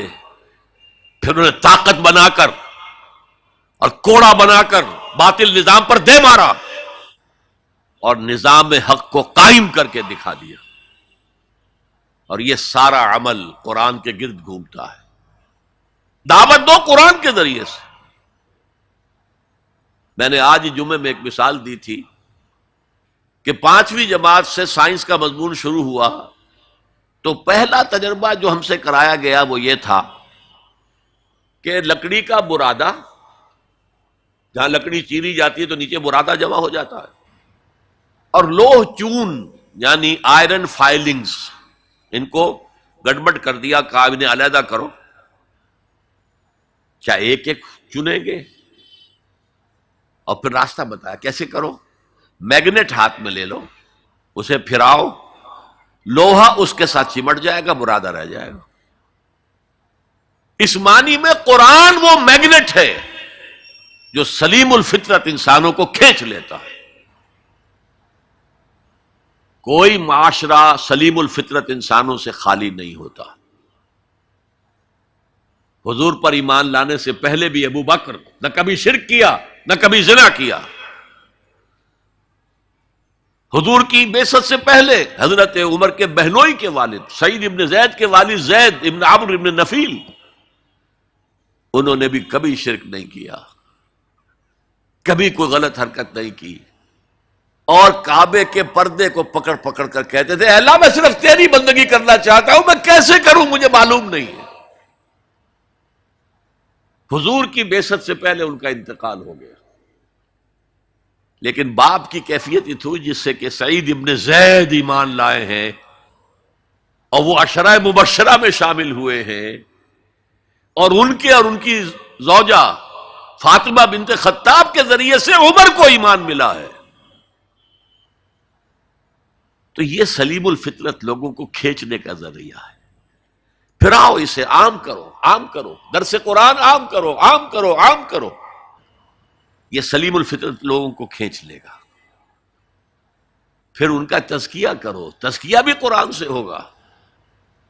تزکیے کے بھی ہم نے نہ معلوم کچھ پلوٹائنس نیو پلیٹونزم سے کچھ چیزیں سیکھ لی ہیں، کچھ ہندوؤں کی تپسیائیں سیکھ لی ہیں، لیکن قرآن کو تزکیے کا ذریعہ نہیں بنایا. صوفی پشمینہ پوش و حال مست، از نوائے شعلہ قوال مست، در نمی سازد بقرآن محفلش. قرآن سے اس صوفی کی محفل خالی ہے. وہاں قوال کے اس سے حال آ رہا ہے، حال آ گیا، قوال کے شعر سے حال آ گیا. صوفی پشمینہ پوش حال مست، از شراب نغوے قوال مست، در نبی سازد بقرآن محفلش. قرآن کے ساتھ درسازی نہیں. لیکن حضور کے طریقہ کار دیکھیے، حضور کی سیرت کے دو حصے ہیں. ایک حصہ ہمیں بہت معلوم ہے، غزوہ بدر، غزوہ احد. اولین کتابیں بھی جو لکھی گئی سیرت میں وہ مغازی تھیں، چونکہ یہ لوگوں کے نزدیک اہم چیزیں تھیں، اہم واقعات تھے، مغازی، غزوات. لیکن یہ بدر کے جو 313 آدمی تھے، یہ فراہم کیسے ہوئے تھے؟ کس مارکیٹ سے لائے گئے تھے؟ کس میتھڈالوجی سے انہیں تیار کیا گیا، پختہ کیا گیا، ٹرین کیا گیا؟ یہ ہے غور طلب معاملہ. قرآن نے جہاں وہ بات جو پہلے کہہ چکا ہوں، هو الذی ارسل رسولہ بالہدی ودین الحق لیظہرہ علی الدین کلہ، وہی ہے اللہ جس نے بھیجا اپنے رسول کو صلی اللہ علیہ وسلم الہدا دے کر، قرآن حکیم، اور دین حق دیا ہے، نظام دیا ہے، معتدل نظام دیا، عادلانہ نظام دیا، سسٹم آف سوشل جسٹس دیا، تاکہ اسے غالب کرے، قائم کرے. یہ ہے مقصد بعثت محمدی صلی اللہ علیہ وسلم. باقی کسی نبی کے لیے یہ الفاظ نہیں آئے، نوٹ کر لیجئے. حضور کے لیے 3 مرتبہ آئے، سورہ توبہ میں آیت نمبر 33، سورہ فتح میں آیت نمبر 28، سورہ صف میں آیت نمبر 9، 3 دفعہ یہ الفاظ آئے. نظام کو قائم کر کے دکھاؤ. جس دور کا آغاز آپ سے ہو رہا ہے، اس دور میں اصل اہمیت نظام کی ہوگی. ایک بڑا پیارا جملہ یاد آیا ہے شاہ ولی اللہ دہلوی کا. اگر کسی معاشرے میں تقسیم دولت کا نظام غلط ہو جائے تو اس کے 2 نتیجے نکلتے ہیں، اور دونوں انتہائی تباہ کن. ایک طرف دولت کے انبار ہوں گے، اس کا نتیجہ کیا نکلے؟ عیاشی ہوگی، بدماشی ہوگی، گلچھرے ہوں گے، اسراف ہوگا، تبذیر ہوگی. اور یہی تلوار دوسری طرف کاٹ رہی ہے. دوسری طرف احتیاج ہوگی، بھوک ہوگی، محتاجی ہوگی. یہ عیاشی کی وجہ سے گمراہ ہو گئے، اور یہ کاد الفقر ان یکون کفرا، حضور نے فرمایا فقر تو کفر کے قریب پہنچا دیتا ہے انسان کو. جن کو 2 وقت روٹی نہیں ملتی وہ کیا اللہ سے لو لگائیں گے؟ جو 10-12 گھنٹے دن میں کام کرتے ہیں وہ رات کو کہیں جاگیں گے، کھڑے ہوں گے اللہ کے حضور. شاہ صاحب کہتے ہیں کہ یہ جو طبقہ پیدا ہوتا ہے غرباء کا، یہ انسانوں کی شکل میں حیوان بن جاتے ہیں. لدو اونٹ، بار برداری کے جانور، کولو کے بیل، وہ انسان نہیں رہتے. حدیث میں نے آپ کو سنا دی، کاد الفقر ان یکون کفرا. تو اس انقلاب کو برپا کرنے کے لیے، اور یہ میں آپ سے عرض کر دوں، تاریخ انسانی کا عظیم ترین انقلاب وہ ہے جو محمد نے برپا کیا صلی اللہ علیہ وسلم. اور یہ میری بات نہیں ہے، ڈاکٹر M.N. رائے، ممبر کمیونسٹ انٹرنیشنل، ہندو اور کمیونزم کی سب سے اونچی باڈی کا رکن، 1920 میں بولشوک ریولوشن کے 3 سال بعد 1917 میں انقلاب آیا تھا.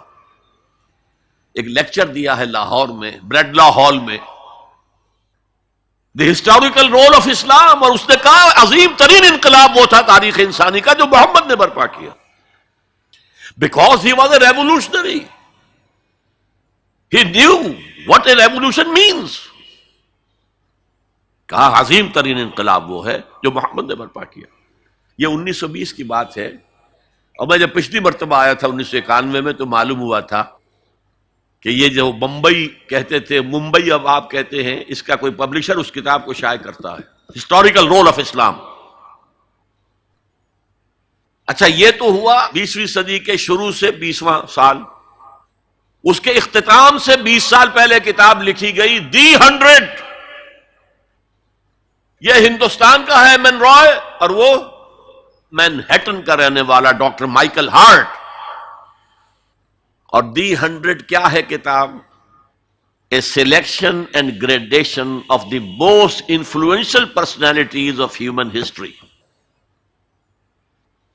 100 آدمی چن لیے تاریخ انسانی کے عظیم ترین، جنہوں نے تاریخ کے دھارے کے رخ کو موڑا ہے.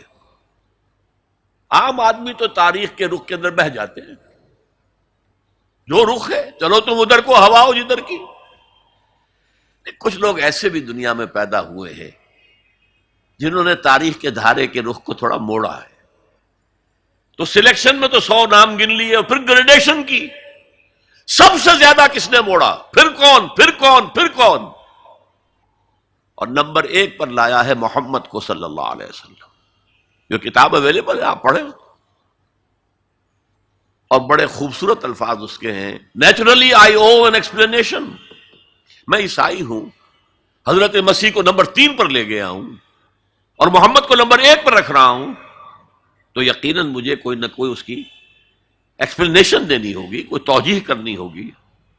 اور پھر اس نے وہ جملہ لکھا ہے جو میرے علم کی حد تک کسی مسلمان کی رسائی اس تک نہیں ہوئی.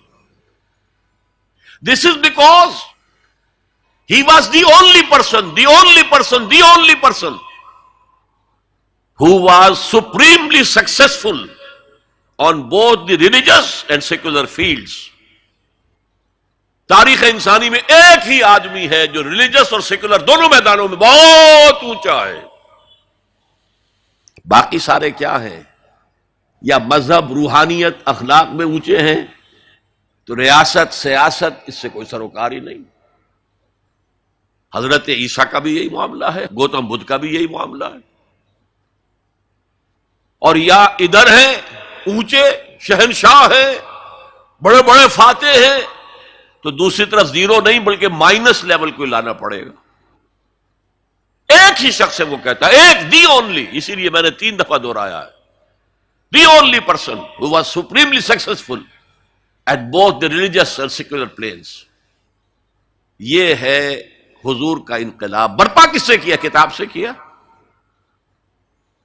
چنانچہ 3 مرتبہ وہ الفاظ آئے ہیں قرآن میں کہ آپ کا مقصد تھا دین کو غالب کرنا، اور اس کے لیے طریقہ کار کیا تھا؟ 4 دفعہ الفاظ آئے، 4 الفاظ، 4 اصطلاحات 4 دفعہ آئی.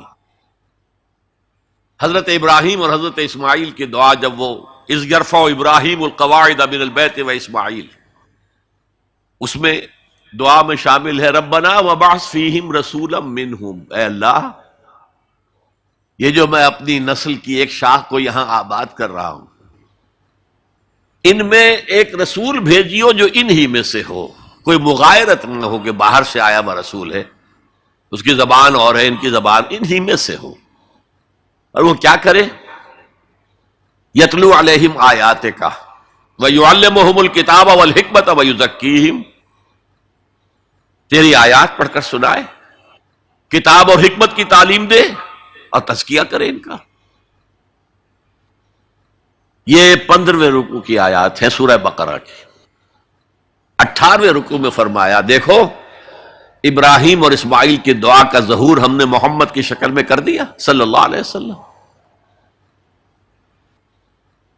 ہم نے بھیج دیا ہے، کما ارسلنا فیکم رسولا منکم. یتلو علیکم آیاتنا ویزکیکم ویعلمکم الکتاب والحکمہ، وہی چار الفاظ۔ سورہ آل عمران میں پھر آ گیا لقد من اللہ علی المؤمنین اذ بعث فیہم رسولا من انفسہم یتلو علیہم آیاتہ ویزکیہم ویعلمہم الکتاب والحکمہ۔ سورہ جمعہ میں پھر آ گیا هو الذی بعث فی الامیین رسولا منہم یتلو علیہم آیاتہ ویزکیہم ویعلمہم الکتاب والحکمہ وان کانوا من قبل لفی ضلال مبین۔ یہ چار اصطلاحات چار دفعہ آ رہی ہیں۔ قرآن کی آیات سناؤ، یہ میگنیٹ سلیم الفطرت لوگوں کو کھینچ لے گا۔ پھر ان کا تزکیہ کرو، اور تزکیہ بھی قرآن ٹھوک ٹھوک کر ان کے اندر اتارو۔ آپ ذرا غور کیجئے، پہلا حکم تھا کیا؟ یا ایھا المزمل قم اللیل الا قلیلا نصفہ او انقص منہ قلیلا او زد علیہ ورتل القرآن ترتیلا۔ اے کمبل میں لپٹ کر لیٹنے والے، کھڑے رہا کرو رات کو اس کے سوائے تھوڑے سے حصے کے، آدھی رات، یا اس میں سے کچھ کم کر لو تو ایک تہائی ہو جائے گی، یا بڑھا دو تو دو تہائی ہو جائے گی۔ چنانچہ اسی سورت کی آخری آیت کیا ہے؟ ان ربک یعلم انک تقوم ادنی من ثلثی اللیل ونصفہ وثلثہ وطائفۃ من الذین معک۔ اے نبی، آپ کے رب کے علم میں ہے یہ بات کہ آپ کھڑے رہتے ہیں دو تہائی رات اور آدھی رات اور ایک تہائی رات۔ یہ تھا قرآن کو ہیمر کرو، hammer it down, hammer it down, hammer it down. حالانکہ ابھی قرآن کتنا اترا تھا اس وقت تک؟ غور کیجئے، جو بھی ہے قرآن کو اپنے اندر اتارو اتارو، جس کو علامہ اقبال کہتے ہیں چوں بجاں در رفت جاں دیگر شود۔ جب یہ کسی انسان کے باطن میں سرایت کر جاتا ہے قرآن، دل میں اور ذہن میں، یہی تو باطن ہے نا ہمارا، اس کے اندر ایک انقلاب آ جاتا ہے۔ He is a change person all together, نیا آدمی ہے یہ، اس کے خیالات نئے ہیں، اس کے عقائد نئے ہیں، اس کے نظریات نئے ہیں۔ پہلے عزیز ترین شے زندگی تھی، اب اس سے کہیں عزیز تر ہے اللہ کی راہ میں جان دے دینا۔ شہادت ہے مطلوب و مقصود مومن، نہ مال غنیمت نہ کشور کشائی۔ اور یہ جو تزکیے کے لیے قرآن ہے اس کا میں آپ کو بتاتا ہوں۔ حضور کی دو احادیث کو اقبال نے جمع کیا ہے دو اشعار میں۔ ایک حدیث میں آپ فرماتے ہیں ان الشیطان یجری من الانسان مجری الدم، شیطان انسان کے اندر خون کی طرح گردش کرتا ہے۔ ایک میں حضور نے فرمایا تم میں سے ہر شخص کے ساتھ ایک شیطان ہے۔ پھر میں وہی بات کہہ رہا ہوں، بڑی ہمت کی، بڑی جرت کی، بڑی جسارت کی، کسی نے پوچھ لیا حضور کیا آپ کے ساتھ بھی ہے؟ فرمایا ہاں ہے، لیکن میں نے اسے مسلمان بنا لیا۔ اب دیکھیے یہ دو حدیثیں اقبال لے کر آ رہا ہے۔ کشتن ابلیس کار مشکل است، ابلیس کو مار دینا، ختم کر دینا بہت مشکل کام ہے۔ زاں کہ او گم اندر اعماق دل است، وہ تو دل کی گہرائی میں جا کر ڈیرا لگاتا ہے۔ خوشتر آں باشد مسلمانش کنی، بہتر یہ ہے اسے مسلمان بناؤ۔ کشتے شمشیر قرآنش کنی، قرآن کی شمشیر سے اسے ختم کرو۔ قرآن بھی تمہارے اندر خون کے اندر سرایت کر جائے تو اگر کینسر جو ہے جسم میں پھیل گیا ہے تو کوئی ایسی دوا جو پورے جسم کے اندر پھیل جائے اور ہر جگہ سے کینسر کو نکال باہر کرے، وہ قرآن ہے۔ اچھا، جب یہ دو کام ہو گئے،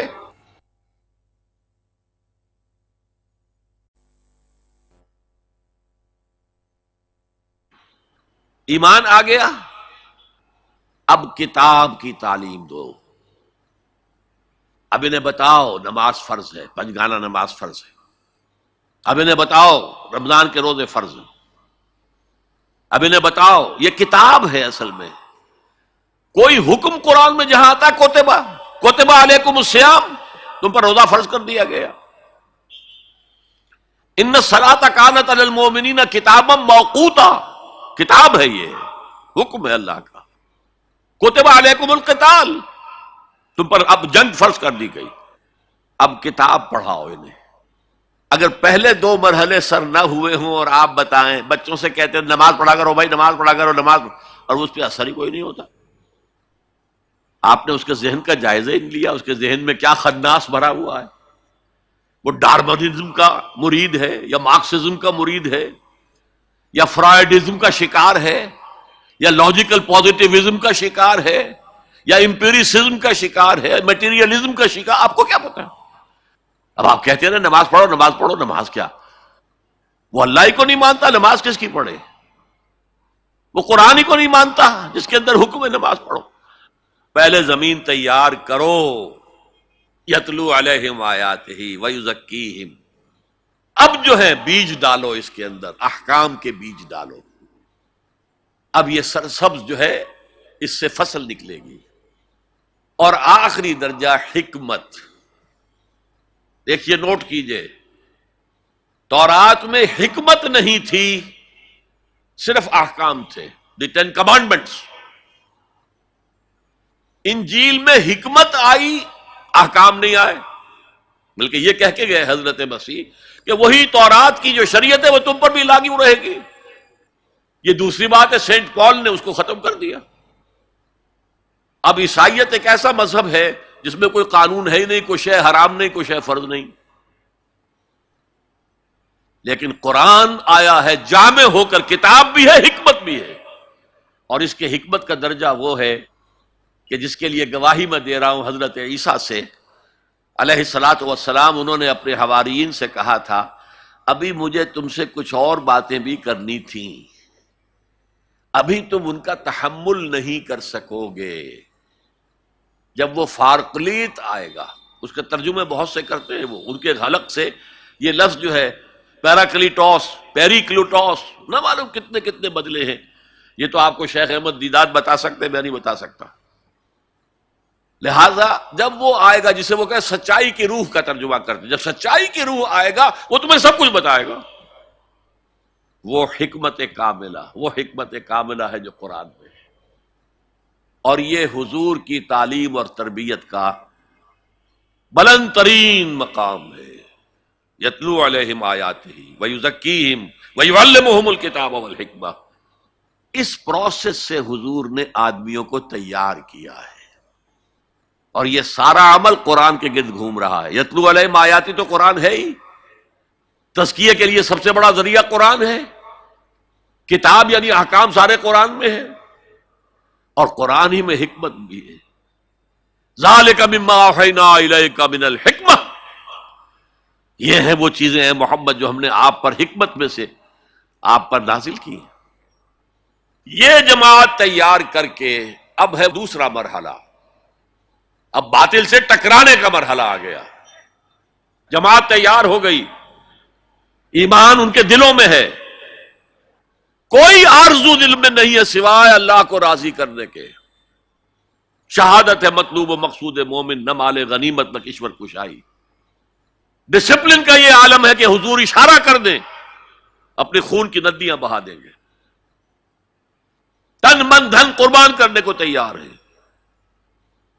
اب اور معتدب تعداد میں آ گئے ہیں، تب آپ نے نظام سے ٹکر مول لی اور اس نظام کو جڑ سے اکھیڑ کر پھینک دیا۔ بہت پیاری بات کہی ہے اکبر الہٰبادی نے، تو خاک میں مل اور آگ میں جل، جب خشت بنے تب کام چلے، ان خام دلوں کے عنصر پر بنیاد نہ رکھ، تعمیر نہ کر۔ ہمارے ہاں تحریکیں ہیں موبز کے ذریعے سے چاہتی کوئی چیز حاصل ہو جائے، خام دل، نہ ان کے دلوں میں ایمان، نہ ان کے عمل میں عمل صالح موجود، تو نتیجہ جو نکلے گا وہ پہلے سے معلوم ہے۔ صحابہ کرام مکے کے اندر خاک میں ملے، آگ میں جلے۔ یہ آپ کا ساحل قریبی ہے، یہاں پہ ریت ہوتی ہے نا، وہ ریت گیلی ہوتی ہے، اس کا آپ ایک گولا بنائیں اور شیشے پہ مارے، شیشہ کھڑا رہے گا، وہ بکھر جائے گی ریت۔ اسی ریت کو آگ میں ڈال کر پکا لیجئے ذرا، وہ روڑا جو بنے گا وہ ماریے تو کوئی نتیجہ نکلے گا کہ نہیں؟ خام ہے جب تک تو ہے مٹی کا ایک انبار تو، اور پختہ ہو جائے تو ہے شمشیر بے زنہار تو۔ یہ ہے طریق محمدی صلی اللہ علیہ وسلم۔ آخری سٹیج حضور کے اس انقلابی عمل میں جنگ ہے، دو طرفہ جنگ۔ یقاتلون فی سبیل اللہ فیقتلون ویقتلون، اللہ کی راہ میں قتال کرتے ہیں، قتل کرتے بھی ہیں، قتل ہوتے بھی ہیں۔ بدر میں 70 قرشی سردار مارے گئے، احد میں 70 صحابہ شہید ہو گئے۔ کوئی ضمانت نہیں ہے کہ تم جنگ میں جاؤ تمہیں کوئی نقصان نہیں ہوگا، نہیں۔ لیکن یہ ہے کہ آج کے دور میں اس مسئلے میں خصوصی اجتہاد کی ضرورت ہے، وہ میں پھر کسی اور موضوع پر گفتگو کرتے ہوئے آپ کے سامنے رکھوں گا کہ دو طرفہ جنگ کی بجائے ایک اور راستہ ہے جس کی سب سے پہلے نشاندہی کرنے والے مہاتما گاندھی تھے، نان وائلنٹ نان کوآپریشن۔ ہم نے تو انگریز کو کچھ نہیں کہا، ہم تمہارے کپڑا نہیں پہنیں گے تمہارا، ہم تو چرخہ کاٹیں گے، سوت کاٹیں گے، اس سے اپنی کھدر بنائیں گے، وہ پہنیں گے۔ اور کتنی بڑی چوٹ لگ گئی ان پر، کپڑوں کے انبار لگتے جا رہے ہیں، اتنی بڑی مارکیٹ کھوئی گئی، لیکن ہم نے تو کچھ نہیں کہا۔ انہوں نے قانون تو نہیں بنایا ہوا تھا کہ ہمارا کپڑا ضرور پہنو گے تم۔ نان وائلنٹ نان کوآپریشن، پھر آیا نان وائلنٹ سول ڈسوبیڈینس۔ پرماتما نے سمندر میں نمک پیدا کیا، ہم پرماتما کے سمندر سے پرماتما کا نمک لینے جا رہے ہیں۔ اس کا مطلب کیا تھا؟ You have challenge the taxation policy of British India. اب لاٹھیاں پڑی، جیلیں بھری، ہوا کہ نہیں؟ لیکن انہوں نے کوئی تشدد نہیں کیا، عدم تشدد۔ اس سے اگلا مرحلہ ہندوستان میں آیا ہی نہیں۔ دوسری جنگ عظیم کے بعد انگریز اتنا کمزور ہو چکا تھا، وہ فیصلہ کر چکا تھا اب اتنی دور دراز وزات کو ہم قابو میں نہیں رکھ سکتے، لہذا وہ بستر طے کر رہا تھا اپنا۔ ذرا سوچئے، سونے کی چڑیا ہاتھ سے نکل رہی ہے، لیکن کیا کسی انگریز نے کسی ہندوستانی کو مارا؟ کیا کسی ہندوستانی نے کسی انگریز کو مارا؟ آپ شیر کے منہ میں سے وہ سنہری چڑیا نکال رہے ہیں، لیکن نہ کسی انگریز نے کسی ہندوستانی کو، نہ مسلمان کو، نہ ہندو کو، نہ کسی مسلمان نے اور نہ کسی ہندو نے انگریز کو مارا۔ آپس میں لڑے ہیں، یہ بالکل دوسری بات ہے، اٹس اے ڈفرنٹ سٹوری۔ آپس میں قتل عام ہوا ہے، لیکن یہ آزادی تو ملی ہے ان کے دینے سے۔ وہ جا رہے تھے خود ہی، آپ کو معلوم ہوگا کہ انہوں نے ڈیٹ فکس کی تھی 48، لیکن ماؤنٹ بیٹن نے 47 کے اندر کہا بس جانا ہے ہم نے۔ آخری سٹیج جو اس پروسیس کی ہے وہ ایران میں امام خمینی کا جو انقلاب آیا وہ تھا ان آرمڈ ریوولٹ۔ ہم کسی کو نہیں ماریں گے، ہم پر گولیاں چلیں گی، سینوں پر کھائیں گے۔ 20,000 سے لے کر 30,000 تک آدمی مارے گئے۔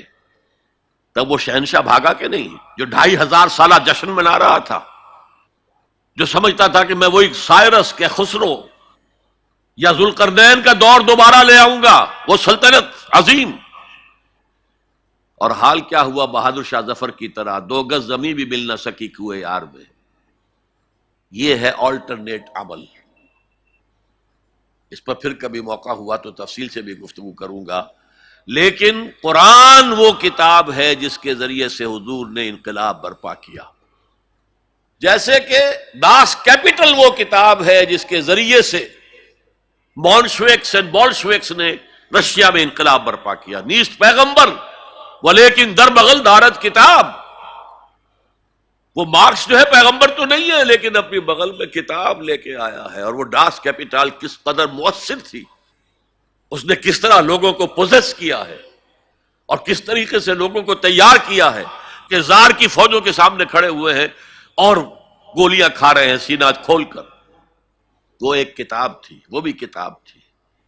انقلاب روس داس کیپٹل کا نتیجہ ہے، اور انقلاب محمدی صلی اللہ علیہ وسلم قرآن مجید کا ذریعہ ہے۔ یہ ہے اس دور میں نے بتایا کہ سب سے بڑی ضرورت نظام عدل اجتماعی، اور اس کو قائم کرنے کا سب سے بڑا ذریعہ قرآن حکیم۔ میں آپ حضرات کا بہت ہی ممنون ہوں، آپ نے میری خاصی طویل تقریر بڑی توجہ سے سنی ہے۔ اقول قولی ھذا واستغفر اللہ لی ولکم ولسائر المسلمین والمسلمات۔ هي الحلقات تحفظني بآيات من القرآن هي الحلقات تملأني بحب المصطفى العدنان هي الحلقات تحفظ